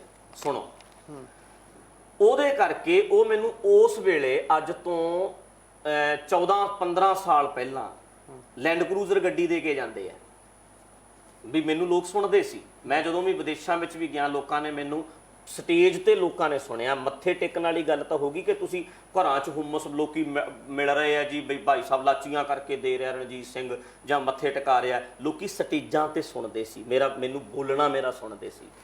ਤੇ ਕਿੰਨਾ ਚੰਗਾ ਹੁੰਦਾ। ਮੈਂ ਪਰਮੇਸ਼ਰ ਦੁਆਰਾ ਇੱਕ ਸੰਸਥਾ ਬਣਾਈ, ਮੈਂ ਜੋ ਮੈਨੂੰ ਮਿਲਿਆ ਮੇਰੇ ਪ੍ਰਚਾਰ 'ਚੋਂ, ਮੇਰੇ ਲੈਕਚਰ 'ਚੋਂ ਮੈਂ 20-22 ਸਾਲ ਲਾਏ, ਤੇ 20-22 ਸਾਲ ਲਾ ਕੇ ਮੈਂ ਇੱਕ ਸੰਸਥਾ ਖੜੀ ਕਰ ਦਿੱਤੀ ਹੈ ਇੱਥੇ। 5000 ਬੰਦਾ ਅੱਜ ਰੋਕ ਲਓ, ਅੱਜ 5000 ਬੰਦੇ ਨੂੰ ਰੋਟੀ ਮਿਲੇਗੀ, ਅੱਧੇ ਘੰਟੇ ਤੱਕ ਤਿਆਰ ਮਿਲੇਗਾ ਸਭ ਕੁਝ। ਹੁਣ ਇਹ ਕੰਮ ਕਰਨ ਦੀ ਬਜਾਏ ਜੇ ਰਣਜੀਤ ਸਿੰਘ ਆਪਣੇ ਘਰੋਂ ਉੱਠ ਕੇ, ਇੱਥੇ ਪ੍ਰੋਫੈਸਰ ਦਰਸ਼ਨ ਸਿੰਘ ਵਰਗੇ ਵੀ ਰਹੇ ਆ, ਇੱਥੇ ਗਿਆਨੀ ਪਿੰਦਰਪਾਲ ਸਿੰਘ ਹੋਣੀ ਵੀ ਹੈਗੇ ਆ, ਇੱਥੇ ਵੱਡੇ ਵੱਡੇ ਪ੍ਰਚਾਰਕ ਹੈਗੇ ਆ ਨਾ ਜੀ, ਉਹਨਾਂ ਨੂੰ ਵੀ ਲੋਕ ਪਸੰਦ ਕਰਦੇ ਨੇ, ਸੁਣਦੇ ਆ ਨਾ ਜੀ ਪ੍ਰਚਾਰਕਾਂ ਨੂੰ। ਕਿੰਨੀ ਸੋਹਣੀ ਸਲਾਹ ਆ ਜਿਹੜੀ ਤੁਸੀਂ ਦਿੱਤੀ ਹੈ। ਮਤਲਬ ਲੋਕ ਜਿਹੜੀ ਗੱਲ ਤੁਸੀਂ ਕਹਿੰਦੇ ਲੋਕ ਸੋਚ ਰਹੇ ਆ ਵੀ ਰਣਜੀਤ ਸਿੰਘ ਦਾ ਤਾਂ ਇਹ ਵੀ ਤਾਂ ਪੁਜਾਰੀ ਸਿਸਟਮ ਹੈ। ਹੁਣ ਕਿੰਨਾ ਚੰਗਾ ਹੁੰਦਾ ਕਿ ਜੋ ਮੈਂ ਇੱਥੇ ਲਿਆਂਦਾ, ਮੈਂ ਇੱਥੇ ਲਾਇਆ, ਮੈਂ ਸਾਰਾ ਗੁਰੂ ਗ੍ਰੰਥ ਸਾਹਿਬ ਦੇ ਨਾਂ ਕਰਾਤਾ। ਜੋ ਮੈਨੂੰ ਮਿਲਿਆ, ਮੇਰੇ ਸੁਣ ਕੇ ਲੋਕਾਂ ਨੇ ਮੈਨੂੰ ਜੋ ਦਿੱਤਾ, ਮੈਂ ਇੱਥੇ ਲਾਇਆ, ਮੈਂ ਬਣਾਇਆ, ਮੈਂ ਉਹਨੂੰ ਗੁਰੂ ਗ੍ਰੰਥ ਸਾਹਿਬ ਦੇ ਨਾਂ ਕਰਾਤਾ। ਹੁਣ ਇਹ ਦੱਸੋ, ਅੱਜ ਮੈਂ ਮਰ ਜਾ, ਬੱਚਾ ਮੇਰਾ ਕੋਈ ਹੈ ਨਹੀਂ, ਟਰਸਟ ਬਣਿਆ, ਉਹਦੇ 'ਚ ਮੇਰੀ ਫੈਮਿਲੀ ਦਾ ਮੈਂਬਰ ਕੋਈ ਹੈ ਨਹੀਂ।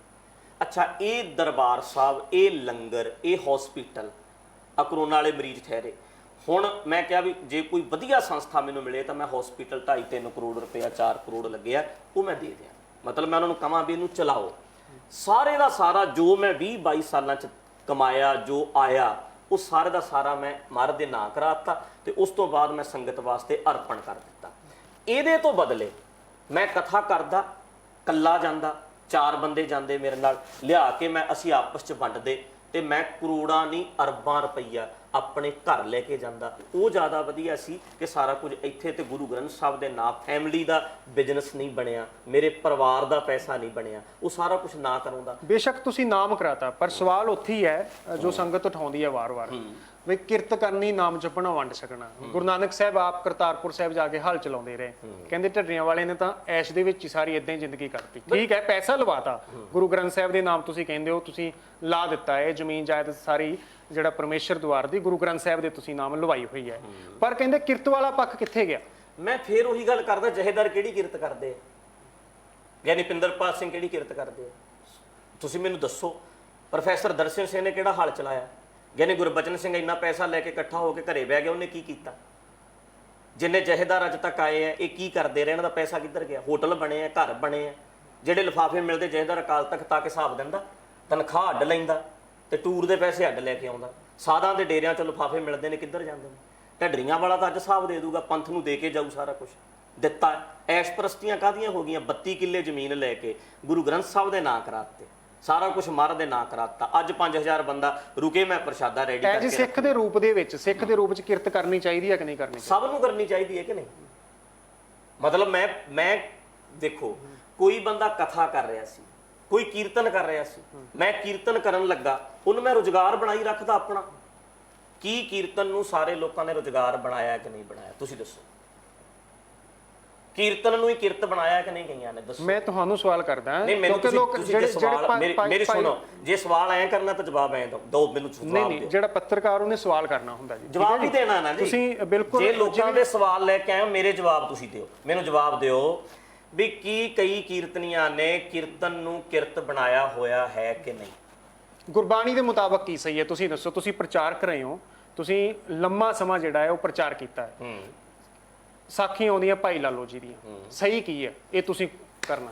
ਨਹੀਂ, ਇਹ ਗੱਲ ਮੈਂ ਤੁਹਾਨੂੰ ਇਹੀ ਤਾਂ ਮੈਂ ਪੁੱਛ ਰਿਹਾ ਵੀਰ ਜੀ, ਵੀ ਜਿਹੜੀ ਗੱਲ ਹੈਗੀ ਹੈ, ਇੱਕ ਪ੍ਰਬੰਧਕ ਹੈ, ਉਹ ਇੱਕ ਅਸਥਾਨ ਚਲਾਉਂਦਾ, ਫੁੱਲ ਟਾਈਮ ਆਪਣਾ ਟਾਈਮ ਦਿੰਦਾ, ਫੁੱਲ ਟਾਈਮ ਉਸ ਚੀਜ਼ ਵਾਸਤੇ ਲਾਉਂਦਾ ਹੈ। ਸਾਰਿਆਂ ਪ੍ਰਚਾਰਕਾਂ ਨੇ, ਤੁਸੀਂ ਅੱਜ ਇਹੀ ਸਵਾਲ ਮੈਨੂੰ ਪੁੱਛਿਆ, ਇਹੀ ਗੱਲ ਕੱਲ ਨੂੰ ਗਿਆਨੀ ਪਿੰਦਰਪਾਲ ਸਿੰਘ ਤੋਂ ਪੁੱਛੋਗੇ ਜਾ ਕੇ? ਬਿਲਕੁਲ, ਜਦੋਂ ਮੈਂ ਉਹਨਾਂ ਨੂੰ ਸਵਾਲ ਕਰਾਂਗਾ ਵੀ ਜਿਹੜੇ ਕਿਰਤ ਕਰਨੀ ਚਾਹੀਦੀ, ਜਥੇਦਾਰ ਅਕਾਲ ਤਖਤ ਨੂੰ ਕੋਈ ਵੀ ਹੋਊਗਾ, ਜਦੋਂ ਮੈਨੂੰ ਮੌਕਾ ਮਿਲੂਗਾ, ਜਥੇਦਾਰ ਅਕਾਲ ਤਖਤ ਨੂੰ ਪੁੱਛੋਗੇ ਵੀ ਢੱਡਰੀਆਂ ਵਾਲੇ ਨੇ ਕਿਰਤ ਕੋਈ ਨਹੀਂ ਕੀਤੀ, ਇਹਦਾ ਹੁਣ ਐਂਡ ਕਰ ਦਿਓ। ਕਿਰਤ ਕੋਈ ਨਹੀਂ ਢੱਡਰੀਆਂ ਵਾਲੇ ਨੇ ਕੀਤੀ। 22 ਸਾਲ ਉਹਨੇ ਕੋਈ ਧੰਦਾ ਨਹੀਂ ਕੀਤਾ, ਕੋਈ ਕੰਮ ਨਹੀਂ ਕੀਤਾ। ਉਹਨੇ ਕੀ ਕੀਤਾ? ਕੀਰਤਨ ਕੀਤਾ। ਕੀਰਤਨ ਕਰਕੇ ਉਹਨੇ ਜਿੰਨਾ ਪੈਸਾ ਆਇਆ ਗੁਰੂ ਗ੍ਰੰਥ ਸਾਹਿਬ ਦੇ ਨਾਂ ਕਰਾਤੀ, ਜ਼ਮੀਨ ਪ੍ਰਾਪਰਟੀ। ਪਰ ਉਹਨੂੰ ਵੀ ਬੜਾ ਲੋਕਾਂ ਨੇ, ਉਹਨੇ ਵੀ ਕੱਪੜੇ ਲੀੜੇ ਵਧੀਆ ਪਾਏ, ਬੋਲੋ, ਗੱਡੀਆਂ ਉਹਨੇ ਸੋਹਣੀਆਂ ਰੱਖੀਆਂ, ਬੋਲੋ, ਆਹ ਸਾਰਾ ਕੁਝ ਉਹਨੇ ਗੁਰੂ ਗ੍ਰੰਥ ਸਾਹਿਬ ਦੇ ਨਾਂ ਕਰਾਤਾ। ਤੇ ਜੋ ਹੈਗਾ ਆ ਉਹ ਸੰਗਤ ਨੂੰ ਆਪਣਾ ਦੇ ਕੇ ਚਲ ਗਿਆ। ਇੱਕ ਗੱਲ ਹੈਗੀ ਹੈ, ਇਹ ਢੱਡਰੀਆਂ ਵਾਲਾ ਗਲਤ ਹੈ ਕਿ ਠੀਕ ਹੈ? ਦੂਜਾ ਪੱਖ ਇਹ ਹੈ, ਪਬਲਿਕ ਨੇ ਲੋਕ ਉਹਨਾਂ ਨੂੰ ਬਹੁਤ ਕੁਝ, ਪ੍ਰਚਾਰਕ ਦੂਜੇ ਵੀ ਆਏ ਹੈ ਜਿਨ੍ਹਾਂ ਨੇ ਸਾਰਾ ਕੁਝ ਆਪਣੇ ਬੱਚਿਆਂ ਨੂੰ, ਆਪਣੇ ਪਰਿਵਾਰਾਂ ਨੂੰ, ਜਥੇਦਾਰਾਂ ਨੇ ਦਿੱਤਾ। ਆਹ ਪੱਖ ਵੀ ਹੈਗਾ। ਤੁਹਾਨੂੰ ਕਿਹੜਾ ਠੀਕ ਲੱਗਦਾ ਕਰ ਲਓ। ਲੋਕੀ ਪਸੰਦ ਕਰਦੇ ਆ ਕੀਰਤਨੀਆਂ ਨੂੰ ਵੀਰ ਜੀ, ਪ੍ਰਚਾਰਕਾਂ ਨੂੰ ਪਸੰਦ ਕਰਦੇ ਆ। ਕਿਹੜਾ ਪ੍ਰਚਾਰਕ ਕੀਰਤ ਕਰਦਾ ਆ? ਸਾਰੇ ਬੰਦੇ ਇਹੀ ਪ੍ਰੋਫੈਸ਼ਨ 'ਚ ਚਲੇ ਗਏ ਆ, ਇਹੀ ਉਹਨਾਂ ਨੇ ਕੰਮ ਠੀਕ ਹੈ, ਉਹ ਇਹ ਕੰਮ ਕਰ ਰਹੇ ਆ। ਪਰ ਜਿਹੜੀ ਸੰਗਤ ਸਵਾਲ ਉਠਾਉਂਦੀ ਹੈ ਉਹਨਾਂ ਨੂੰ ਜਵਾਬ ਜ਼ਰੂਰ ਦਿਓ ਇਸ ਗੱਲ ਦਾ। ਫਿਰ ਆਪਾਂ ਅਗਲੇ ਸਵਾਲ ਵੱਲ ਜਾਵਾਂਗੇ। ਜਿਹੜਾ ਗੁਰਬਾਣੀ ਦੇ ਵਿੱਚ ਜਿਵੇਂ ਪੰਕਤੀਆਂ ਆਉਂਦੀਆਂ, ਘਾਲ ਖਾਏ ਕੇ ਛੱਥੋਂ ਦੇ ਨਾਨਕ ਰਾਹ ਪਛਾਣਿਆ ਸੀ, ਉਸ ਦਾ ਅਰਥ ਕੀ ਮੰਨ ਕੇ ਚੱਲਿਆ ਜਾਏ? ਕੀ ਉਸ ਦੇ ਅਰਥ ਨੇ? ਫਿਰ ਆਪਾਂ ਅਗਲੇ ਪਾਸੇ ਚੱਲਦੇ। ਮੈਂ ਤੁਹਾਨੂੰ ਇਹ ਕਹਿ ਰਿਹਾ ਵੀ ਦੁਨੀਆ ਦੇ ਵਿੱਚ ਕਿਸੇ ਬੰਦੇ ਨੇ ਆਪਣੇ ਆਪਣੇ ਕਿੱਤੇ ਚੁਣ ਲਏ ਵੀਰ ਜੀ। ਮੈਂ 20 ਸਾਲ ਦੀ ਉਮਰ ਵਿੱਚ ਕੀਰਤਨ ਨੂੰ ਆਪਣਾ ਕਿੱਤਾ ਬਣਾ ਲਿਆ, ਕੀਰਤਨ ਨੂੰ ਆਪਣਾ ਕੰਮ ਬਣਾ ਲਿਆ, ਕਿੱਤਾ ਬਣਾ ਲਿਆ, ਕਿੱਤਾ ਬਣਾ ਲਿਆ। ਜੋ ਮੈਨੂੰ ਮਿਲਿਆ ਮੈਂ ਸਾਰਾ ਆ ਕੇ ਗੁਰੂ ਗ੍ਰੰਥ ਸਾਹਿਬ ਦੇ ਨਾਂ ਕਰਾਤਾ। ਮੈਂ ਤੁਹਾਨੂੰ ਇਹੀ ਤਾਂ ਕਹਿ ਰਿਹਾ ਵੀ ਸਾਰਿਆਂ ਨੇ ਕਿੱਤਾ ਬਣਾਇਆ, ਮੈਂ ਵੀ ਬਣਾਇਆ, ਪਰ ਮੈਂ ਉਹ ਸਾਰਾ ਦਾ ਸਾਰਾ ਗੁਰੂ ਗ੍ਰੰਥ ਸਾਹਿਬ ਦੇ ਨਾਂ ਕਰਾਤਾ। ਵੀ ਜੋ ਕਿੰਨੇ ਲੋਕੀ ਜੋੜੀਆਂ ਦਾ ਕੰਮ, ਜੋੜੀਆਂ ਵਜਾ ਰਹੇ ਆ, ਕੋਈ ਵਾਜਾ ਵਜਾ ਰਿਹਾ, ਉਹ ਸਾਰੇ ਬੰਦਿਆਂ ਨੇ ਕੀਰਤਨ ਨੂੰ ਆਪਣਾ ਕਿੱਤਾ ਬਣਾ ਲਿਆ। ਆਪਾਂ ਅਗਲੇ ਸਵਾਲ ਤੇ ਆਉਂਦੇ ਹਾਂ ਹੁਣ। ਨਹੀਂ, ਇਹ ਤੁਹਾਡਾ ਸਵਾਲ ਕਲੀਅਰ ਹੋ ਗਿਆ ਕਿ ਨਹੀਂ ਹੋਇਆ? ਬਿਲਕੁਲ ਕਲੀਅਰ ਹੈ। ਇਹ ਸੰਗਤ ਦੇ ਸਵਾਲ ਆ, ਸਾਡੇ ਨਹੀਂ, ਕਿਉਂਕਿ ਸੰਗਤ ਤੁਹਾਡੇ ਤੇ ਸਵਾਲ ਕਰਦੀ ਹੈ। ਉਹਨਾਂ ਦਾ ਕਹਿਣਾ ਹੈ ਵੀ ਢੱਡਰੀਆਂ ਵਾਲੇ ਸੋਹਣੇ ਸੋਹਣੇ ਕੱਪੜੇ ਪਾਉਂਦੇ ਆ, ਬਹੁਤ ਉਹਨਾਂ ਨੇ ਵਧੀਆ ਲਗਜ਼ਰੀ ਜ਼ਿੰਦਗੀ ਬਤੀਤ ਕੀਤੀ ਹੈ, ਇਹ ਸਾਰਾ ਪ੍ਰਚਾਰ ਤੋਂ ਹੀ ਤਾਂ ਪੈਸਾ ਕਮਾਇਆ ਸੀ। ਅੱਜ ਢੱਡਰੀਆਂ ਵਾਲੇ ਪੁਜਾਰੀਆਂ ਦੇ ਖਿਲਾਫ ਬੋਲਦੇ ਆ, ਇਹ ਲੋਕਾਂ ਦਾ ਕਹਿਣਾ ਸੀ। ਹੁਣ ਅਗਲੀ ਗੱਲ ਜਿਹੜੀ ਹੈ, ਨਹੀਂ, ਨਾਲੇ ਵੇਖੋ ਜੀ, ਜੇ ਤੁਸੀਂ ਮੈਨੂੰ ਦਿੱਤਾ ਆ ਤਾਂ ਲੋਕਾਂ ਨੂੰ ਪੈਰਾਂ ਤੇ ਖੜਾ ਕੀਤਾ, ਮੋਟੀਵੇਟ ਕੀਤਾ, ਸੱਚ ਦੱਸਿਆ। ਉਹ ਸੱਚ ਜਿਹੜੇ ਸਾਰੇ ਲੋਕ ਲੁਕੋ ਕੇ ਰੱਖ ਰਹੇ ਆ, ਸਭ ਸੱਚ ਦੱਸਿਆ, ਸਾਹਮਣੇ ਲਿਆ ਕੇ ਰੱਖਿਆ। ਆਪਣੀਆਂ 15 ਸਾਲ ਬੋਲੀਆਂ ਗੱਲਾਂ ਕੱਟੀਆਂ, ਹਿੰਮਤ ਕੀਤੀ ਹੈ ਕੱਟਣ ਦੀ, ਵੀ ਆਹ ਗੱਲਾਂ ਗਲਤ ਕਰਦੇ ਰਹੇ ਆ, ਆਹ ਪ੍ਰਚਾਰਾਂ 'ਚ ਗਲਤ ਸੁਣਾਈਆਂ, ਖੁੱਲ੍ਹ ਕੇ ਕੱਟੀਆਂ। ਜੇ ਲੋਕਾਂ ਨੇ ਸਾਡੇ ਤੇ ਭਰੋਸਾ ਕੀਤਾ, ਅਸੀਂ ਵੀ ਕੀਤਾ। ਉਹ ਮੋੜਿਆ ਵੀ ਹੈ ਵਾਪਸ। ਆਪਣੀਆਂ ਹੀ ਗੱਲਾਂ ਤੁਸੀਂ ਕੁਝ ਸਮੇਂ ਬਾਅਦ ਕੱਟੀਆਂ। ਹੋ ਸਕਦਾ ਆਉਣ ਵਾਲੇ ਸਮੇਂ ਦੇ ਵਿੱਚ ਹੋਰ ਤੁਹਾਡੇ ਵਿਚਾਰਾਂ ਦੇ ਵਿੱਚ ਫਰਕ ਪੈ ਜੇ। ਜੇ ਕੱਲ ਨੂੰ ਤੁਸੀਂ ਗੁਰੂ ਗ੍ਰੰਥ ਸਾਹਿਬ ਦੇ ਉੱਪਰ ਵੀ ਕਿਤੇ ਸਵਾਲ ਉਠਾਉਣੇ ਸ਼ੁਰੂ ਕਰ ਦੋ। ਤੁਸੀਂ ਬੇਵਕੂਫ ਹੋ, ਮੈਂ ਕਿਉਂ ਕਰੂੰਗਾ ਸਵਾਲ ਗੁਰੂ ਗ੍ਰੰਥ ਸਾਹਿਬ ਦੇ ਉੱਤੇ? ਏਡੀ ਵੱਡੀ ਗੱਲ ਤੁਸੀਂ ਕਿਉਂ ਕਹਿ ਰਹੇ ਹੋ? ਕਿਉਂਕਿ ਬਹੁਤ ਸਾਰੇ ਜਿਹੜੇ ਤਰਕਵਾਦੀ ਨੇ ਉਹ ਸਮੇਂ-ਸਮੇਂ ਤੇ ਕਰਦੇ ਆ, ਤੇ ਤੁਹਾਨੂੰ ਵੀ ਲੋਕ ਜਿਹੜਾ ਹੈ ਉਹ ਤਰਕਵਾਦੀ ਰੂਪ 'ਚ ਦੇਖ ਰਹੇ ਆ। ਲੋਕਾਂ ਦਾ ਕਹਿਣਾ ਹੈ ਕਿ ਢੱਡਰੀਆਂ ਵਾਲੇ ਨੇ ਬਹੁਤ ਤਰਕ ਕੀਤਾ ਹੈ ਬਾਣੀ ਤੇ, ਇਤਿਹਾਸ ਤੇ। ਦੇਖੋ, ਜਥੇਦਾਰ ਨੇ ਮੈਨੂੰ ਕਹਿਤਾ ਇਹਨੂੰ ਰੋਕੋ, ਜਥੇਦਾਰ ਨੇ ਕਹਿਤਾ ਇਹਦਾ ਦੀਵਾਨ ਬੰਦ ਕਰੋ। ਮੈਂ ਗੁਰੂ ਗ੍ਰੰਥ ਸਾਹਿਬ ਨੂੰ ਨਹੀਂ ਛੱਡਣ ਵਾਲਾ ਹੈਗਾ। ਜੇ ਛੱਡਣ ਵਾਲਾ ਹੁੰਦਾ ਵੀਰ ਜੀ ਤਾਂ ਪਹਿਲਾਂ ਹੀ ਚਲੇ ਜਾਂਦਾ। ਐਡੀ ਵੱਡੀ ਗੱਲ ਸਟੇਟਮੈਂਟ ਕਿਉਂ? ਗੁਰੂ ਗ੍ਰੰਥ ਸਾਹਿਬ ਤੇ ਕਿੰਤੂ ਕਰ ਦਿਆਂਗੇ, ਐਡੀ ਵੱਡੀ ਗੱਲ ਕਿਉਂ ਕਹਿ ਰਹੇ ਹੋ ਤੁਸੀਂ? ਸਭ ਗ੍ਰੰਥਾਂ ਤੇ ਕਰ ਰਿਹਾ, ਕਰੂੰਗਾ।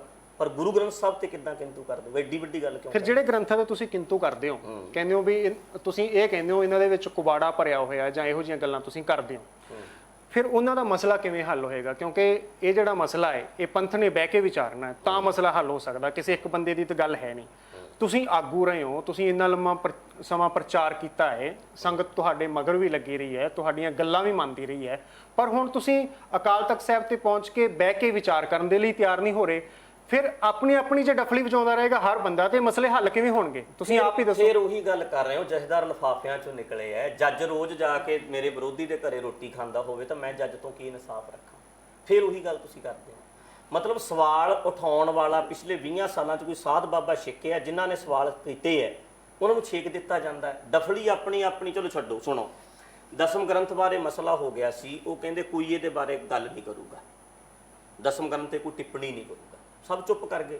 ਪਰ ਇੱਕ ਧਿਰ ਨੂੰ ਤਾਂ ਪਰਮਿਸ਼ਨ ਇਹ ਵੀ ਦੇ ਦਿੱਤੀ ਵੀ ਤੁਸੀਂ ਚੌਰ ਚਬਰ ਛਤਰ ਤਖਤ ਗੁਰੂ ਗ੍ਰੰਥ ਸਾਹਿਬ ਦਾ ਹੈ ਇਕੱਲਿਆਂ ਦਾ, ਉਹ ਦੂਜੇ ਗ੍ਰੰਥ ਤੇ ਵੀ ਲਾਣ ਲੱਗ ਗਏ। ਇੱਕ ਨੂੰ ਤਾਂ ਇੰਨੀ ਵੀ ਪਰਮਿਸ਼ਨ ਹੈ ਕਿ ਗੁਰੂ ਗ੍ਰੰਥ ਸਾਹਿਬ ਦੇ ਬਰਾਬਰ ਪ੍ਰਕਾਸ਼ ਵੀ ਕਰ ਲਓ, ਚਬਰ ਵੀ ਕਰੋ, ਛਤਰ ਵੀ ਦਿਓ, ਤਖਤ ਵੀ। ਪਰ ਜਿਹੜਾ ਦੂਜਾ ਧੜਾ ਹੈ ਉਹਨੂੰ ਇੱਕ ਟਿੱਪਣੀ ਕਰਨ ਵਾਲੇ ਨੂੰ ਵੀ ਛੇਕ ਦਿੱਤਾ ਜਾਂਦਾ ਪੰਥ ਵਿੱਚੋਂ। ਇਹੋ ਜਿਹੇ ਬੰਦਿਆਂ ਤੋਂ ਕੀ ਆਸ ਰੱਖੀਏ? ਕੀ ਮਿਲ ਬੈਠੀਏ ਇਹਨਾਂ ਦੇ ਨਾਲ? ਜਿਹੜੇ ਬੰਦੇ ਇੱਕ ਪਾਸੇ ਦੀ ਗੱਲ ਹੀ ਕਰਦੇ ਨੇ, ਸਾਧਾਂ ਦੀ ਗੱਲ ਹੀ ਕਰਦੇ ਨੇ, ਸੰਪਰਦਾਵਾਂ ਦੀ ਵੀ ਗੱਲ ਕਰਦੇ ਨੇ, ਟਕਸਾਲ ਜਿਨ੍ਹਾਂ ਲਈ ਮੁੱਖ ਹੈ, ਉਹਨਾਂ ਨਾਲ ਕੀ ਬਹਿ ਕੇ ਗੱਲ ਕਰੀ? ਫਿਰ ਜਥੇਦਾਰ ਦੀ ਚੋਣ ਕਿਵੇਂ ਹੋਊਗੀ ਸਹੀ? ਕਿਵੇਂ ਚੁਣਿਆ ਜਾਊਗਾ ਜਥੇਦਾਰ ਸਹੀ? ਇਹ ਵੀ ਤੁਸੀਂ ਦੱਸੋ। ਜਥੇਦਾਰ ਸਹੀ ਕਿਵੇਂ ਆਏਗਾ? ਚੋਣ ਕਿਵੇਂ ਹੋਣੀ ਚਾਹੀਦੀ ਹੈ? ਕਿਉਂਕਿ ਅਕਾਲ ਤਖਤ ਸਾਹਿਬ ਸਰਵਉੱਚ ਸੰਸਥਾ ਹੈ, ਇਹ ਤਾਂ ਤੁਸੀਂ ਵੀ ਮੰਨਦੇ ਹੋ ਬਈ ਮੀਰੀ ਪੀਰੀ ਦੇ ਮਾਲਕ ਦਲ ਭੰਜਨ ਗੁਰਸੂਰਮਾ ਵੱਡ ਜੋਧਾ ਬਹੁ ਪਰਉਪਕਾਰੀ, ਉਹਨਾਂ ਨੇ ਅਕਾਲ ਤਖਤ ਸਾਹਿਬ ਦੀ ਸਿਰਜਣਾ ਕੀਤੀ। ਤੁਸੀਂ ਇਹ ਵੀ ਕਹਿੰਦੇ ਹੋ ਮੈਂ ਲੰਮੇ ਪੈ ਕੇ ਅਕਾਲ ਤਖਤ ਸਾਹਿਬ ਤੇ ਝੁਕਦਾ ਹਾਂ, ਪਰ ਜਥੇਦਾਰਾਂ ਦੇ ਅੱਗੇ ਨਹੀਂ ਝੁਕਣਾ। ਇਹ ਜਿਹੜੇ ਜਥੇਦਾਰ ਆ, ਆਖਰਕਾਰ ਅਕਾਲ ਤਖਤ ਸਾਹਿਬ ਦੀ ਮਰਿਆਦਾ ਨੂੰ ਚਲਾਉਣਾ ਤਾਂ ਜਥੇਦਾਰ ਨਹੀਂ ਹੈ। ਫਿਰ ਜਥੇਦਾਰ ਚੰਗਾ ਕਦੋਂ ਆਊਗਾ ਤੁਹਾਡੇ ਮੁਤਾਬਕ? ਨਹੀਂ ਦੇਖੋ, ਜਥੇਦਾਰ ਸਰਬੱਤ ਖਾਲਸੇ ਹੁੰਦੇ ਰਹੇ। ਸਰਬੱਤ ਖਾਲਸੇ ਇਦਾਂ ਕਰ ਲਓ, ਜਿੰਨੇ ਵਿਦੇਸ਼ਾਂ ਦੇ ਵਿੱਚ ਦੁਨੀਆ ਭਰ ਦੇ ਵਿੱਚ ਸਿੱਖ ਵਸਦੇ ਨੇ ਉਹਨਾਂ ਨੂੰ ਇਕੱਠੇ ਕੀਤਾ ਜਾਵੇ, ਉਹਨਾਂ ਦੇ ਨੁਮਾਇੰਦੇ ਸੱਦ ਲਓ ਵੀ ਅਸੀਂ ਥਾਂ ਤੋਂ ਅਲੱਗ-ਅਲੱਗ ਦੇਸ਼ਾਂ ਦੇ ਵਿੱਚੋਂ ਬੰਦੇ ਚੁਣ ਲੈ ਜਾਣ। ਉਹ ਕਹਿਣ ਵੀ ਸਾਡੇ ਵੱਲੋਂ ਆ 1000 ਬੰਦਾ, 1000 ਬੰਦੇ ਨੇ ਇੱਕ ਬੰਦਾ ਚੁਣ ਲਿਆ, ਆ 2 ਲੱਖ ਬੰਦਾ ਇੱਥੇ ਆ, ਇਹਨਾਂ ਨੇ ਆ ਫੈਸਲਾ ਕਰਕੇ ਆ 5 ਬੰਦੇ ਚੁਣ ਕੇ ਦਿੱਤੇ ਆ। ਉਹ ਬੰਦੇ ਇਕੱਠੇ ਹੋਣ, ਉਹ ਇਕੱਠੇ ਹੋ ਕੇ ਵਿਚਾਰ ਕਰਨ। ਸਰਬੱਤ ਖਾਲਸੇ ਦਾ ਮਤਲਬ ਇਦਾਂ ਦਾ ਹੀ ਸੀ, ਸਰਬੱਤ ਖਾਲਸਾ ਇਕੱਠਾ ਹੋ ਕੇ ਫੈਸਲਾ ਕਰੇ ਵੀ ਆਹ ਬੰਦੇ ਦੀ ਚੋਣ ਹੈ, ਆਹ ਇਹਦੀ ਕੁਆਲੀਫਿਕੇਸ਼ਨ ਚਾਹੀਦੀ ਹੈ, ਇਦਾਂ ਇਹ ਨਿਯੁਕਤ ਹੋਊਗਾ, ਆਹ ਇਹਦਾ ਅਹੁਦਾ ਆ। ਇਹ ਸਿਸਟਮ ਬਣਨਾ ਚਾਹੀਦਾ ਜਿਹਦੇ 'ਚ ਕੋਈ ਸੱਚਾਈ ਹੋਵੇ। ਕੌਣ ਬਣਾਊਗਾ ਇਹ ਸਿਸਟਮ? ਕਿੰਨੇ ਬਣਾਉਣਾ ਹੈ? ਬਣਾਉਣਾ ਤਾਂ ਕੌਮ ਦੇ ਆਗੂਆਂ ਨੇ ਹੁੰਦਾ, ਤੇ ਆਗੂ ਜਿਹੜੇ ਉਹ ਆਪਸ 'ਚ ਉਲਝੇ ਪਏ ਆ, ਫਿਰ ਬਣਾਏਗਾ ਕੌਣ? ਨਹੀਂ, ਆਗੂਆਂ ਨੇ ਕੀ ਕਰਨਾ ਜੀ? ਆਗੂ ਕਿਹੜੇ? ਸਾਨੂੰ ਤਾਂ ਆਗੂ ਮੰਨੋ ਹੀ ਨਾ, ਤੂੰ ਸਾਨੂੰ ਕਿਉਂ ਵਿੱਚ ਬੁਲਾਇਆ? ਅਸੀਂ ਆਗੂ ਆ ਪੰਥ ਦੇ, ਅਸੀਂ ਕਿੱਥੇ ਆਗੂ ਆ? ਸਾਨੂੰ ਤਾਂ ਉਹਨਾਂ ਨੇ ਬਾਹਰ ਹੀ ਮੰਨਦੇ ਹੀ ਨਹੀਂ ਸਾਨੂੰ ਤਾਂ ਆਗੂ। ਸਾਡੇ ਵਰਗਿਆਂ ਬੰਦਿਆਂ ਦੀ ਮੈਂ ਸਲਾਹ ਦੇ ਦਿੱਤੀ, ਹੁਣ ਸਲਾਹ ਨਾਲ ਕੀ ਹੋ ਜਾਣਾ? ਕਰਨਾ ਤਾਂ ਉਹਨਾਂ ਨਹੀਂ ਹੈ ਨਾ ਜੀ। ਕਿੰਨੇ ਕਰਨਾ? ਜਿਹੜੇ ਸਾਡੇ ਬੰਦੇ ਹੈਗੇ ਆ, ਜਿਹੜੇ ਆਗੂ ਹੈਗੇ, ਮੇਰੀ ਸੁਣੋ, ਚੱਲਦੀ ਕਿਹਦੀ ਹੈ ਜੀ ਪੰਥ ਦੇ ਉੱਤੇ? 5-7 ਬੰਦੇ ਨੇ, ਉਹਨਾਂ ਦੀ ਚੱਲਦੀ ਹੈ, ਉਹ ਕਰਨਗੇ। ਜਿਹੜੇ ਬੰਦੇ ਯੋਗ ਨੇ, ਯੋਗ ਨਹੀਂ ਹੈਗੇ, ਜਿਹੜੇ ਬੰਦੇ ਕਾਬਜ ਨੇ, ਉਹਨਾਂ ਨੇ ਕਰਨੀ ਹੈ। ਹੁਣ ਸਰਕਾਰ ਨੂੰ ਕੈਬਨਿਟ ਨੇ ਚਲਾਉਣਾ, ਸਰਕਾਰ ਨੇ ਚਲਾਉਣਾ, ਆਮ ਬੰਦੇ ਨੇ ਥੋੜਾ ਚਲਾਉਣਾ। ਜਿਹੜੇ ਬੰਦੇ ਉੱਥੇ ਹੈਗੇ ਨੇ ਉਹ ਬੇਈਮਾਨ ਨੇ, ਸਾਰੇ ਇਕੱਠੇ ਹੋਏ, ਉਹਨਾਂ ਨੇ ਕਰਨਾ ਹੈ, ਉਹ ਕਰਨ। ਤੁਸੀਂ ਇਹਨਾਂ ਨੂੰ ਬੇਈਮਾਨ ਕਹਿਤਾ ਵੀ ਜਿਹੜੇ ਹੁਣ ਅਕਾਲ ਤਖਤ ਸਾਹਿਬ ਦੇ ਉੱਪਰ ਕਾਬਜ ਨੇ ਉਹ ਬੇਈਮਾਨ ਨੇ, ਉਹ ਲਿਫਾਫਿਆਂ ਦੇ ਵਿੱਚੋਂ ਨਿਕਲੇ ਹੋਏ ਨੇ। ਤੁਹਾਡੀ ਨਜ਼ਰ 'ਚ ਕੋਈ ਇਹੋ ਜਿਹਾ ਸਿੱਖ ਨਜ਼ਰ ਆਉਂਦਾ ਤੁਹਾਨੂੰ ਵੀ ਜਿਹੜਾ ਅਕਾਲ ਤਖਤ ਸਾਹਿਬ ਦਾ ਜਥੇਦਾਰ ਲੱਗਣ ਦੇ ਕਾਬਲ ਹੋਵੇ? ਨਹੀਂ, ਮੈਨੂੰ ਕਾਹਦੇ ਲਈ, ਮੈਂ ਕਦੇ ਗੌਰ ਨਹੀਂ ਕੀਤੀ ਵੀ ਜਥੇਦਾਰ ਕੌਣ ਉੱਥੇ ਲੱਗ ਸਕਦਾ, ਕੌਣ। ਮੈਂ ਇਹ ਗੱਲਾਂ 'ਚ ਨਹੀਂ ਪੈਂਦਾ, ਜੋ ਮੇਰੇ ਸਾਹਮਣੇ ਆ ਮੈਂ ਉਹਦੀ ਗੱਲ ਕਰਦਾ।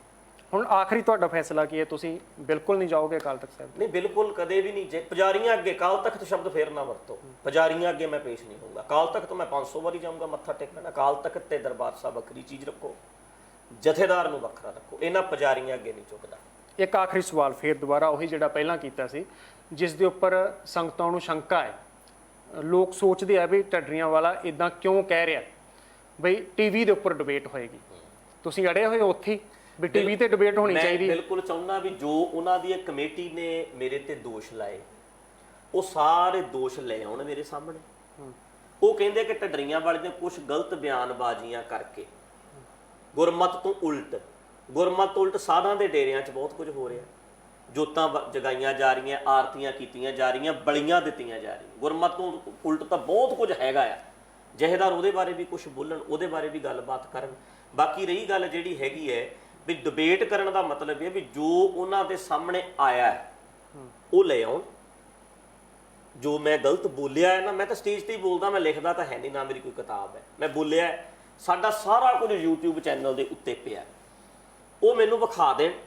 ਮੈਂ ਆ 10 ਮਿੰਟ ਬੋਲ ਰਿਹਾ ਤਾਂ ਮੈਂ ਕੋਈ ਗੁਰੂ ਸਾਹਿਬ ਦੀ ਸ਼ਾਨ ਦੇ ਵਿਰੁੱਧ ਬੋਲਿਆ, ਜਾਂ ਮੈਂ ਕੋਈ ਭੱਦੀ ਸ਼ਬਦਾਵਲੀ ਦਰਬਾਰ ਸਾਹਿਬ ਨੂੰ ਜਾਂ ਕੋਈ ਵਰਤੀ ਹੈ, ਉਹ ਮੈਨੂੰ ਵਿਖਾ ਦੇਣ ਮੇਰੀ ਵੀ ਆ ਤੂੰ ਬਕਵਾਸ ਕੀਤੀ ਹੈ। ਚੈਨਲ ਹੋਵੇਗਾ, ਸਾਰੀ ਦੁਨੀਆ ਵੇਖ ਰਹੀ ਹੋਵੇਗੀ। ਚੈਨਲ ਤਾਂ ਉੱਥੇ ਵੀ ਜਾ ਸਕਦੇ ਆ ਨਾ, ਅਕਾਲ ਤਖਤ ਸਾਹਿਬ ਤੇ ਵੀ। ਸੰਗਤ ਦਾ ਇਹੀ ਸਵਾਲ ਹੁੰਦਾ ਹੈ ਵੀ ਇਹ ਜਿਹੜਾ ਘਰ ਦਾ ਮਸਲਾ ਇਦਾਂ ਖੁੱਲ੍ਹੇਆਮ ਕਿਉਂ ਕੀਤਾ ਮੈਂ ਜਾਏ ਫੇਰ ਕਹਿੰਦਾ ਵੀ ਜੇ ਘਰ ਦਾ ਮਸਲਾ ਸੀ ਫਿਰ ਆਗੂ ਨੇ ਸੋਚਣਾ ਸੀ ਨਾ। ਸਾਡਾ ਜਦੋਂ ਪਰ ਮਸਲਾ ਇਦਾਂ ਕਦੇ ਹੋਇਆ ਨਹੀਂ ਪਹਿਲਾਂ ਵੀ ਡਿਬੇਟ ਇਦਾਂ ਚੈਨਲ ਤੇ ਹੋਈ ਹੋਵੇ, ਜਾਂ ਕਿਸੇ ਕੱਲ ਨੂੰ ਕੋਈ ਹੋਰ ਕਹਿ ਦੇਗਾ ਜਥੇਦਾਰ ਨੂੰ, ਭਾਈ ਮੈਂ ਡਿਬੇਟ ਕਰਨੀ ਹੈ ਚੈਨਲ ਤੇ ਆਓ। ਚੈਨਲਾਂ ਉੱਤੇ ਜਦੋਂ ਫਿਰ ਉਹਨਾਂ ਨੂੰ ਜੇ ਆਗੂ ਵਾਲਾ ਕੰਮ ਕਰਦੇ ਵੀ ਢੱਡਰੀਆਂ ਵਾਲਾ ਕਰਦਾ ਆ, ਉਹਨਾਂ ਦਾ ਫਰਜ਼ ਬਣਦਾ ਸੀ, ਓਏ ਹਰਨਾਮ ਸਿੰਘ ਤੁੰਮਾ ਤੁਸੀਂ ਆ ਕੰਮ ਕੀ ਕੀਤਾ? ਢੱਡਰੀਆਂ ਵਾਲਾ ਦਾ ਬੰਦਾ ਮਾਰਿਆ, ਜੇ ਕੋਈ ਇਹਦੀ ਇਹ ਗਲਤ ਬੋਲੇਗਾ ਮੈਂ ਬੈਠਾ, ਮੇਰੇ ਕੋਲੇ ਲੈ ਕੇ ਆਇਓ, ਉਹਨਾਂ ਨੂੰ ਦਬਕਾ ਮਾਰ ਦੇ। ਤੁਸੀਂ ਕੌਣ ਹੁੰਨੇ ਆ ਦੀਵਾਨ ਰੋਕਣ ਵਾਲੇ? ਤੁਸੀਂ ਕੌਣ ਹੁੰਨੇ ਆ ਸ਼ਬੀਲ ਲਾਉਣ ਵਾਲੇ? ਤੁਹਾਨੂੰ ਨਹੀਂ ਪਤਾ ਅਥਾਰਟੀ ਜਥੇਦਾਰ ਹੈ ਅਕਾਲ ਤਖਤ ਦਾ? ਦਬਕਾ ਵੱਜਦਾ, ਕਿੰਨਾ ਨਜ਼ਾਰਾ ਆਉਂਦਾ। ਫਿਰ ਮੈਨੂੰ ਦਬਕਾ ਵੱਜਦਾ ਦੂਜਾ, ਓਏ ਰਣਜੀਤ ਸਿੰਘ ਕੋਈ ਸੰਪਰਦਾ ਕਿਸੇ ਬਾਬੇ, ਕਿਸੇ ਸਾਧ ਤੇ ਕਿਸੇ ਗ੍ਰੰਥ ਬਾਰੇ ਤੇਰੇ ਮੂੰਹ ਨਹੀਂ ਖੋਲਣਾ ਚਾਹੀਦਾ। 2 ਦਬਕੇ ਵੱਜਦੇ, ਤੂੰ ਨਹੀਂ ਬੋਲਣਾ, ਤੂੰ ਚੁੱਪ ਰਹਿਣਾ, ਤੇਰਾ ਕੋਈ ਹੱਕ ਨਹੀਂ ਬਣਦਾ। ਤੇਰਾ ਹੱਕ ਕੀ ਹੈ? ਤੂੰ ਕਿਸੇ ਗ੍ਰੰਥ ਤੇ ਉਂਗਲੀ ਚੱਕ ਜਾਵੇਂ। ਅਸੀਂ ਬੈਠੇ ਹਾਂ, ਜੇ ਕੋਈ ਤੈਨੂੰ ਪ੍ਰੋਬਲਮ ਹੈ ਗ੍ਰੰਥ 'ਚ, ਕੋਈ ਹੋਰ ਗੱਲ ਲੱਗਦੀ ਹੈ ਤੈਨੂੰ, ਮੇਰੇ ਕੋਲ ਆ ਜਾ, ਮੈਂ ਬੈਠਾ। ਉਧਰੋਂ ਉਹਨੂੰ ਕਹਿੰਦੇ ਤੂੰ ਕੌਣ ਹੁੰਦਾ ਸ਼ਬੀਲ ਲਾ ਕੇ ਬੰਦਾ ਮਾਰਨ ਵਾਲਾ? ਤੁਸੀਂ ਦੀਵਾਨ ਰੋਕਣ ਵਾਲੇ ਕੌਣ ਹੁੰਦੇ? ਤੁਸੀਂ ਬੰਦੇ ਬਣੋ ਸਾਰੇ। ਉਹਨੂੰ ਉਧਰ ਦਬਕਾ ਵੱਜਦਾ, ਉਧਰ ਮੈਨੂੰ ਵੱਜਦਾ, ਨਜ਼ਾਰਾ ਆ ਜਾਂਦਾ। ਕਿਆ ਬਾਤ ਸੀ, ਸਾਰਾ ਕੁਝ ਹੀ ਅੱਜ ਮਾਰ ਦੇਣ। ਲਓ ਅੱਜ ਤੁਹਾਡੇ ਚੈਨਲ ਤੇ ਮੈਂ ਕਹਿੰਦਾ ਆਹ ਗੱਲ ਕਹਿ ਦੇਣ ਵੀ ਕੋਈ ਢੱਡਰੀਆਂ ਵਾਲੇ ਦਾ ਦੀਵਾਨ ਨਹੀਂ ਰੋਕੇਗਾ। ਤੁਸੀਂ ਕੋਈ ਕੁਛ ਨਹੀਂ ਲੱਗਦਾ ਇੱਥੇ ਵੀ ਜਾ ਕੇ ਉਹਦੇ ਪ੍ਰੋਗਰਾਮ ਰੋਕੋ ਤੇ ਉਹਨੂੰ ਖੱਲਰ ਪਾਓ, ਉਹਨੂੰ ਤੰਗ ਕਰੋ, ਉਹਦੇ ਨੱਕ 'ਚ ਦਮ ਕਰੋ, ਉਹਦੇ ਬੰਦੇ ਮਾਰਨ ਜਾਓ, ਉਹਦੀਆਂ ਗੱਡੀਆਂ ਭੰਨੋ, ਜਾ ਕੇ ਤੁਸੀਂ ਉਹਦੇ ਨਾਲ ਟੱਕਰਾਂ ਮਾਰੋ। ਤੁਹਾਨੂੰ ਕੋਈ ਹੱਕ ਨਹੀਂ। ਠੋਕ ਕੇ ਜਥੇਦਾਰ ਸਟੇਟਮੈਂਟ ਦੇਵੇ, ਉਹਨਾਂ ਨੂੰ ਪਹਿਲਾ ਦਬਕਾ ਮਾਰੇ, ਠੀਕ ਹੈ, ਤੇ ਦੂਜਾ ਦਬਕਾ ਮੈਨੂੰ ਮਾਰੇ। ਇੱਧਰ ਆ, ਇੱਥੇ ਬਹਿ ਕੇ ਗੱਲ ਕਰ ਵੀ ਆਹ ਜਿਹੜੀਆਂ ਗੱਲਾਂ ਨੇ ਅੱਜ ਤੋਂ ਬਾਅਦ ਤੂੰ ਨਹੀਂ ਕਰਨੀਆਂ, ਤੇਰੀ ਜ਼ੁਬਾਨ ਨਹੀਂ ਖੁੱਲਣੀ ਚਾਹੀਦੀ। ਤੈਨੂੰ ਪ੍ਰੋਬਲਮ ਹੈ ਮੇਰੇ ਨਾਲ ਗੱਲ ਕਰ, ਤੇ ਇਹਨਾਂ ਨੂੰ ਕੋਈ ਪ੍ਰੋਬਲਮ ਹੈ ਮੇਰੇ ਨਾਲ ਗੱਲ ਕਰੋ। ਆ ਜੇ ਸਵਾਦ ਦੇਖੋ। ਫਿਰ ਜੇ ਮੇਰੀ ਜ਼ੁਬਾਨ ਖੁੱਲ ਗਈ ਤਾਂ ਕਹਿ ਦਿਓ, ਜੇ ਉਧਰੋਂ ਕੋਈ ਬੰਦਾ ਬੋਲ ਗਿਆ ਤਾਂ ਕਹਿ ਦਿਓ। ਜਥੇਦਾਰਾਂ ਵਾਲੀ ਤੜ ਵਿਖਾਏ। ਜਥੇਦਾਰ ਉਹਨਾਂ ਅੱਗੇ ਹੱਥ ਜੋੜ ਲੈਂਦਾ ਜਦੋਂ ਦਬਕੇ ਮਾਰਦੇ ਨੇ। ਉਹ ਬੰਦਾ ਮਾਰ ਜਾਣ, ਇੱਕ ਸਟੇਟਮੈਂਟ ਨਹੀਂ ਦਿੰਦੇ। ਮੇਰੇ ਵਰਗੇ ਬੰਦੇ ਤੋਂ ਇਹ ਕਹਾਉਂਦੇ ਆ ਵੀ ਢੱਡਰੀਆਂ ਵਾਲਾ ਜਿਹੜਾ ਆ ਇਹ ਗਲਤ ਬੋਲਦਾ ਜੀ, ਇਹ ਓਵਰ ਬੋਲਦਾ। ਬੰਦਾ ਮਾਰਨਾ ਗਲਤ ਹੈ, ਗੁੰਡਾਗਰਦੀ ਕਰਨੀ। ਬੰਦਾ ਮਾਰਨਾ ਤਾਂ ਠੀਕ ਹੋ ਗਿਆ, ਗੁੰਡਿਆਂ ਨੂੰ ਗੁੰਡੇ ਕਹਿਣਾ, ਇਹ ਜੀ ਸ਼ਬਦਾਵਲੀ ਠੀਕ ਨਹੀਂ ਬੋਲਦਾ, ਇਹਨੂੰ ਜੀ ਬੋਲਣ ਦਾ ਨਹੀਂ ਪਤਾ। ਉਹ ਬੰਦੇ ਮਾਰ ਜਾਣ ਉਹਨਾਂ ਨੂੰ ਤਾਂ ਵੀ ਕੁਝ ਨਹੀਂ ਕਹਿਣਾ, ਢੱਡਰੀਆਂ ਵਾਲੇ ਨੂੰ ਬੋਲਣਾ ਨਹੀਂ ਆਉਂਦਾ। ਇਹ ਤਾਂ ਹੱਦ ਹੋ ਗਈ ਵੀ ਨਾਲੇ ਕੁੱਟਣਾ ਨਾਲੇ ਰੋਣ ਵੀ ਨਹੀਂ ਦੇਣਾ। ਮਤਲਬ ਸ਼ਰੇਆਮ ਪੱਖ ਨਾ ਪੂਰਨ। ਜਥੇਦਾਰ ਵਾਲੀ ਤੜ ਵਿਖਾਉਣ, ਠੋਕ ਕੇ ਪਹਿਲਾਂ ਦਬਕਾ ਮਾਰਨ ਉਹਨੂੰ, ਫਿਰ ਮਾਰਨ ਮੈਨੂੰ, ਜਾਂ ਪਹਿਲਾਂ ਮੈਨੂੰ ਮਾਰ ਦੇਣ, ਪਹਿਲਾਂ ਮੈਨੂੰ ਦਬਕਾ ਮਾਰ, ਠੋਕ ਕੇ ਕਹਿਣ ਵੀ ਰਣਜੀਤ ਸਿੰਘ ਜੇ ਬੋਲਿਆ ਨਾ ਕੁਛ, ਅਸੀਂ ਹੈਗੇ ਆ ਇੱਥੇ ਬੈਠੇ। ਜੇ ਤੂੰ ਕੋਈ ਕਿਸੇ ਸਾਧ ਬਾਬੇ ਬਾਰੇ, ਸੰਪਰਦਾ ਬਾਰੇ, ਕਿਸੇ ਬਾਬਿਆਂ ਦੀ ਜੋਤਾਂ ਲਾਉਣ, ਚਾਹੇ ਕਰਨ ਆਰਤੀਆਂ, ਚਾਹੇ ਕਰਨ ਬਲੀਆਂ ਦੇਣ, ਚਾਹੇ ਪ੍ਰਕਾਸ਼ ਕਰਨ, ਤੇਰਾ ਹੱਕ ਨਹੀਂ ਬਣਦਾ। ਜੇ ਤੈਨੂੰ ਕੋਈ ਪ੍ਰੋਬਲਮ ਹੈ ਮੇਰੇ ਕੋਲ ਆ ਜੀ। ਅੱਛਾ, ਉਧਰੋਂ ਕਹਿਣ ਇਹਨਾਂ ਨੂੰ ਵੀ ਤੁਸੀਂ ਟਕਸਾਲੀਓ, ਜਿੰਨੇ ਫਿਰਦੇ ਹੋ ਗੇੜੇ ਦਿੰਦੇ, ਤੁਸੀਂ ਇੱਥੇ ਧਮਕੀਆਂ ਦਿੰਦੇ, ਬੰਦੇ ਮਾਰਦੇ ਫਿਰਦੇ ਹੋ, ਤੁਹਾਨੂੰ ਅਧਿਕਾਰ ਕਿਹਨੇ ਦਿੱਤਾ? ਪੰਥ 'ਚ ਜਥੇਦਾਰ ਮਰ ਗਿਆ, ਤੁਸੀਂ ਕੁਝ ਨਹੀਂ ਬੋਲਣਾ। ਦੋਨਾਂ ਨੂੰ ਸਟੇਟਮੈਂਟ ਦੇ ਦੇਣ ਖੁੱਲ ਕੇ, ਆਜੇ ਸਵਾਦ ਪਤਾ ਲੱਗ ਜੇ। ਇੱਥੇ ਦਬਕਾ ਵੱਜ ਜੂਗਾ, ਮੈਂ ਤਾਂ ਚੱਲ ਲੈਣਾ। ਮੈਂ ਕਹਿਣਾ ਵਾਹ ਜਥੇਦਾਰ ਨੇ ਗੱਲ ਕਰਤੀ। ਪਰ ਉਹਨਾਂ ਨੇ ਨਹੀਂ ਨਾ ਚੱਲਣਾ ਵੀ ਜਥੇਦਾਰਾ ਤੇਰੀ ਕੀ ਔਕਾਤ ਹੈ। ਐ ਬੋਲਣਗੇ ਬਾਬੇ ਹਰਨਾਮ ਸਿੰਘ ਵਰਗੇ, ਉਹ ਜਥੇਦਾਰਾ ਐ ਫੋਨ ਜਾਣਾ ਕੱਲ ਨੂੰ, ਗੱਡੀ ਖਤਮ। ਜੇ ਕਾਰਜਕਾਰੀ ਜਥੇਦਾਰ ਹੈ ਅਕਾਲ ਤਖਤ ਦਾ, ਕਾਰਜਕਾਰੀ ਜਥੇਦਾਰ ਦਖਤਾਂ 'ਚ ਹੁੰਦਾ ਨਹੀਂ। ਕਾਰਜਕਾਰੀ ਕਿਉਂ? ਜਥੇਦਾਰ ਦਾ ਜਥੇਦਾਰ ਹੁੰਦਾ। ਇਹ ਕਾਰਜਕਾਰੀ ਦਾ ਮਤਲਬ ਹੈ 6 ਮਹੀਨੇ ਸਾਲ ਵੇਖਦੇ ਆ, ਜਦੋਂ 2-4 ਸਾਡੇ ਕੰਮ ਕਰੂਗਾ ਫਿਰ ਇਹਨੂੰ ਪੱਕਾ ਕਰ ਦਿਆਂਗੇ। ਅੰਪਲਾਈ ਸਮਝਦੇ ਨੇ ਆਪਣਾ। ਹੁਣ ਮੈਂ ਜਥੇਦਾਰ ਜੀ ਨੂੰ ਇੱਕ ਵਧਾਈ ਵੀ ਦੇਣੀ ਚਾਹੁੰਦਾ ਜਗਬਾਣੀ ਤੇ, ਵੀ ਜਥੇਦਾਰ ਅਕਾਲ ਤਖਤ ਜੀ ਤੁਹਾਨੂੰ ਬਹੁਤ ਬਹੁਤ ਵਧਾਈ ਵੀ ਤੁਹਾਨੂੰ ਜਿਹੜੀ ਹੈ ਤੁਹਾਡੀ ਜਥੇਦਾਰੀ ਜਿਹੜੀ ਨਿਯੁਕਤੀ ਪੱਕੀ ਹੈ ਉਹ ਹੁਣ ਹੋ ਜਾਣੀ ਹੈ। ਕਿਉਂਕਿ ਜਿਹੜਾ ਤੁਸੀਂ ਆਹ ਮੀਲ ਪੱਥਰ ਕੱਢਿਆ 5-7 ਸਾਲ, ਤੁਹਾਡੀ ਜਥੇਦਾਰੀ ਕਿਧਰੇ ਨਹੀਂ ਜਾਂਦੀ। ਪੂਰੀ ਐਸ਼ ਕਰਿਓ, ਨਜ਼ਾਰੇ ਲਿਓ, ਇੰਗਲੈਂਡ ਜਾਇਓ ਤੇ ਆਪਣਾ ਕੈਨੇਡਾ ਜਾਓ। ਜਿਹੜੇ ਟਕਸਾਲੀਆਂ ਦੇ ਬਾਬਿਆਂ ਦੇ ਗੁਰਦੁਆਰੇ ਚੰਗੇ ਲਿਫਾਫੇ ਤੁਹਾਨੂੰ ਦੇਣਗੇ, ਹਿਸਾਬ ਤੁਸੀਂ ਆ ਕੇ ਦੇਣਾ ਨਹੀਂ। ਤਨਖਾਹਾਂ ਜਿਹੜੀਆਂ ਨੇ ਉਹ ਵੀ ਲਿਓ, ਤੇ ਬਾਕੀ ਲਿਫਾਫੇ ਲਫੂਫੇ ਲਿਓ, ਤੇ ਜਥੇਦਾਰੀ ਹੁਣ ਤੁਹਾਡੀ ਪੱਕੀ ਹੋ ਜਾਣੀ ਹੈ। ਕਿਉਂਕਿ ਜਿਹੜਾ ਕੰਮ ਤੁਸੀਂ ਹੁਣ ਕੀਤਾ ਆ ਇਹ ਜਥੇਦਾਰੀ ਪੱਕੀ ਕਰਨ ਵਾਲਾ। ਹੁਣ ਕਾਰਜਕਾਰੀ ਜਥੇਦਾਰ ਨਹੀਂ ਰਹੋਗੇ। ਤੁਹਾਨੂੰ ਮੈਂ ਐਡਵਾਂਸ ਵਿੱਚ ਵਧਾਈ ਦੇ। ਤੁਸੀਂ ਬਹੁਤ ਵੱਡਾ ਇਲਜ਼ਾਮ ਲਾ ਰਹੇ ਹੋ ਬਈ ਗੁਲਾਮੀ ਕਰਦੇ ਆ ਜਥੇਦਾਰ ਅਕਾਲ ਤਖਤ ਸਾਹਿਬ ਵਾਲੇ, ਇਹ ਤੁਸੀਂ ਉਹਨਾਂ ਤੇ ਇਲਜ਼ਾਮ ਲਾ ਰਹੇ ਹੋ। ਸੱਚ ਹੈ ਜੀ, ਸੱਚ ਹੈ, ਝੂਠ ਨਹੀਂ ਹੈ। ਸਭ ਨੂੰ ਪਤਾ ਹੈ ਕਿਹੜੇ ਸਿੱਖ ਨੂੰ ਨਹੀਂ ਪਤਾ ਸਰਸੇ ਵਾਲੇ ਵਰਗੇ ਨੂੰ ਮਾਫ ਕਰਾ ਦੇਣਾ? ਇਹ ਸੱਚ ਹੈ, ਜੋ ਮਰਜ਼ੀ ਕੋਈ ਕਹੀ ਜਾਵੇ। ਜਥੇਦਾਰ ਗੁਲਾਮ ਨੇ, ਜਥੇਦਾਰ ਪੱਖਪਾਤੀ ਨੇ, ਜਥੇਦਾਰ ਲਿਫਾਫਿਆਂ ਚੋਂ ਨਿਕਲੇ ਨੇ, ਜਥੇਦਾਰਿਆਂ ਨੂੰ ਦਬਕਾ ਵੱਜਦਾ ਹੈ ਤੇ ਸੈੱਟ ਹੋ ਜਾਂਦੇ ਨੇ। ਇਕਬਾਲ ਸਿੰਘ ਵਾਸਤੇ ਕੀ ਬੋਲਿਆ? ਅਸਹਿਮਤ ਹਾਂ, ਇੰਨੀ ਸਟੇਟਮੈਂਟ ਹੀ ਬਸ। ਕਿਉਂ ਨਹੀਂ ਬੋਲਿਆ? ਕਿਉਂਕਿ ਜਥੇਦਾਰਾਂ ਨੂੰ ਪਤਾ ਆ ਕੀ ਬੋਲਣਾ ਚਾਹੀਦਾ ਹੈ। ਤੁਹਾਨੂੰ ਕੀ ਲੱਗਦਾ? ਇਕਬਾਲ ਸਿੰਘ ਕੌਣ ਹੁੰਦਾ ਤੂੰ? ਐਡੀ ਵੱਡੀ ਗੱਲ ਕਹਿ ਉੱਥੇ ਸਿੱਖ ਕੌਮ ਦੇ ਬਿਹਾਫ ਤੇ। ਤੂੰ ਕਿੱਥੋਂ ਪੜਿਆ ਹੈ? ਉਹਨਾਂ ਨੂੰ ਪਤਾ ਹੈ ਵੀ ਉਹਨੇ ਗ੍ਰੰਥ ਲਿਆ ਕੇ ਅੱਗੇ ਰੱਖ ਦੇਣੇ ਨੇ, ਪੰਗਾ ਫਿਰ ਮੇਰੇ ਤੇ ਹੀ ਪੈ ਜਾਣਾ। ਇਹ ਥੋਕ ਕੇ ਸਟੇਟਮੈਂਟ ਦੇ। ਤੁਸੀਂ ਖੁੱਲ੍ਹ ਕੇ ਵਿਚਾਰ ਕੀਤੀ, ਆਪਣੇ ਜਿਹੜੇ ਆ ਵਿਚਾਰ ਦੱਸੇ ਸੰਗਤ ਨੂੰ। ਤੁਹਾਡੇ ਹੱਕ 'ਚ ਵੀ ਬਹੁਤ ਨੇ, ਬਹੁਤ ਜਿਹੜਾ ਵੱਡਾ ਵਰਗ ਹੈ ਤੁਹਾਡੇ ਖਿਲਾਫ ਵੀ ਹੈ। ਅਸੀਂ ਤਾਂ ਇਹ ਅਰਦਾਸ ਕਰਦੇ ਹਾਂ ਵੀ ਸਾਰਾ ਜਿਹੜਾ ਪੰਥ ਹੈ ਉਹ ਇਕਮੁੱਠ ਹੋਵੇ, ਜਿਹੜੀ ਦੁਬਿਧਾ ਹੈ ਉਹ ਜਿਹੜੀ ਹੈ ਦੂਰ ਹੋਵੇ, ਤਾਂ ਕਿ ਸੰਗਤ ਜਿਹੜੀ ਹੈ ਉਹ ਸਿੱਖੀ ਨੂੰ ਹੋਰ ਆਪਣੇ ਜੀਵਨ ਦੇ ਵਿੱਚ ਅਪਣਾ ਸਕੇ। ਅਸੀਂ ਇਹੀ ਅਰਦਾਸ ਕਰਦੇ ਹਾਂ ਜਿਹੜਾ ਇਹ ਭੰਬਲ ਭੂਸਾ ਹੈ ਜਾਂ ਇਹ ਲੜਾਈ ਝਗੜੇ ਹੈ ਇਹ ਖਤਮ ਹੋਣ। ਤੁਹਾਡਾ ਧੰਨਵਾਦ, ਤੁਸੀਂ ਜਗਬਾਣੀ ਦੇ ਨਾਲ ਗੱਲਬਾਤ ਕੀਤੀ। ਇਹ ਸਨ ਰਣਜੀਤ ਸਿੰਘ ਢੱਡਰੀਆਂ ਵਾਲੇ, ਜਿਨ੍ਹਾਂ ਨੇ ਖਾਸ ਤੌਰ ਤੇ ਅੱਜ ਸਾਡੇ ਨਾਲ ਗੱਲਬਾਤ ਕੀਤੀ ਹੈ। ਜਥੇਦਾਰ ਸ੍ਰੀ ਅਕਾਲ ਤਖਤ ਸਾਹਿਬ ਗਿਆਨੀ ਹਰਪ੍ਰੀਤ ਸਿੰਘ ਨੇ ਜੋ ਬਿਆਨ ਦਿੱਤਾ ਸੀ, ਕਿਹਾ ਸੀ ਕਿ ਢੱਡਰੀਆਂ ਵਾਲਾ ਆਪਣੀ ਗਲਤ ਬਿਆਨਬਾਜ਼ੀ ਤੋਂ ਬਾਜ਼ ਆਵੇ, ਨਹੀਂ ਤਾਂ ਸਖਤ ਕਾਰਵਾਈ ਹੋਏਗੀ। ਉਹ ਕਾਰਵਾਈ ਕੀ ਹੋਏਗੀ ਉਹ ਤਾਂ ਆਉਣ ਵਾਲੇ ਸਮੇਂ ਦੇ ਵਿੱਚ ਹੀ ਵੇਖਿਆ ਜਾਏਗਾ। ਫਿਲਹਾਲ ਰਣਜੀਤ ਸਿੰਘ ਢੱਡਰੀਆਂ ਵਾਲਿਆਂ ਦਾ ਕਹਿਣਾ ਹੈ ਕਿ ਜਿਹੜੇ ਜਥੇਦਾਰ ਨੇ ਇਹ ਲੀਡਰਾਂ ਦੀਆਂ ਜੇਬਾਂ ਦੇ ਵਿੱਚੋਂ ਨਿਕਲੇ ਹੋਏ ਨੇ, ਉਹ ਪੱਖਪਾਤੀ ਫੈਸਲੇ ਕਰਦੇ ਨੇ, ਇਸ ਕਰਕੇ ਉਹ ਅਕਾਲ ਤਖਤ ਸਾਹਿਬ ਤੇ ਜਾ ਕੇ ਮਾਫੀ ਨਹੀਂ ਮੰਗਣਗੇ। ਕੈਮਰਾਮੈਨ ਸਤਨਾਮ ਦੇ ਨਾਲ ਰਣਦੀਪ ਸਿੰਘ, ਜਗਬਾਣੀ ਟੀਵੀ, ਪਟਿਆਲਾ।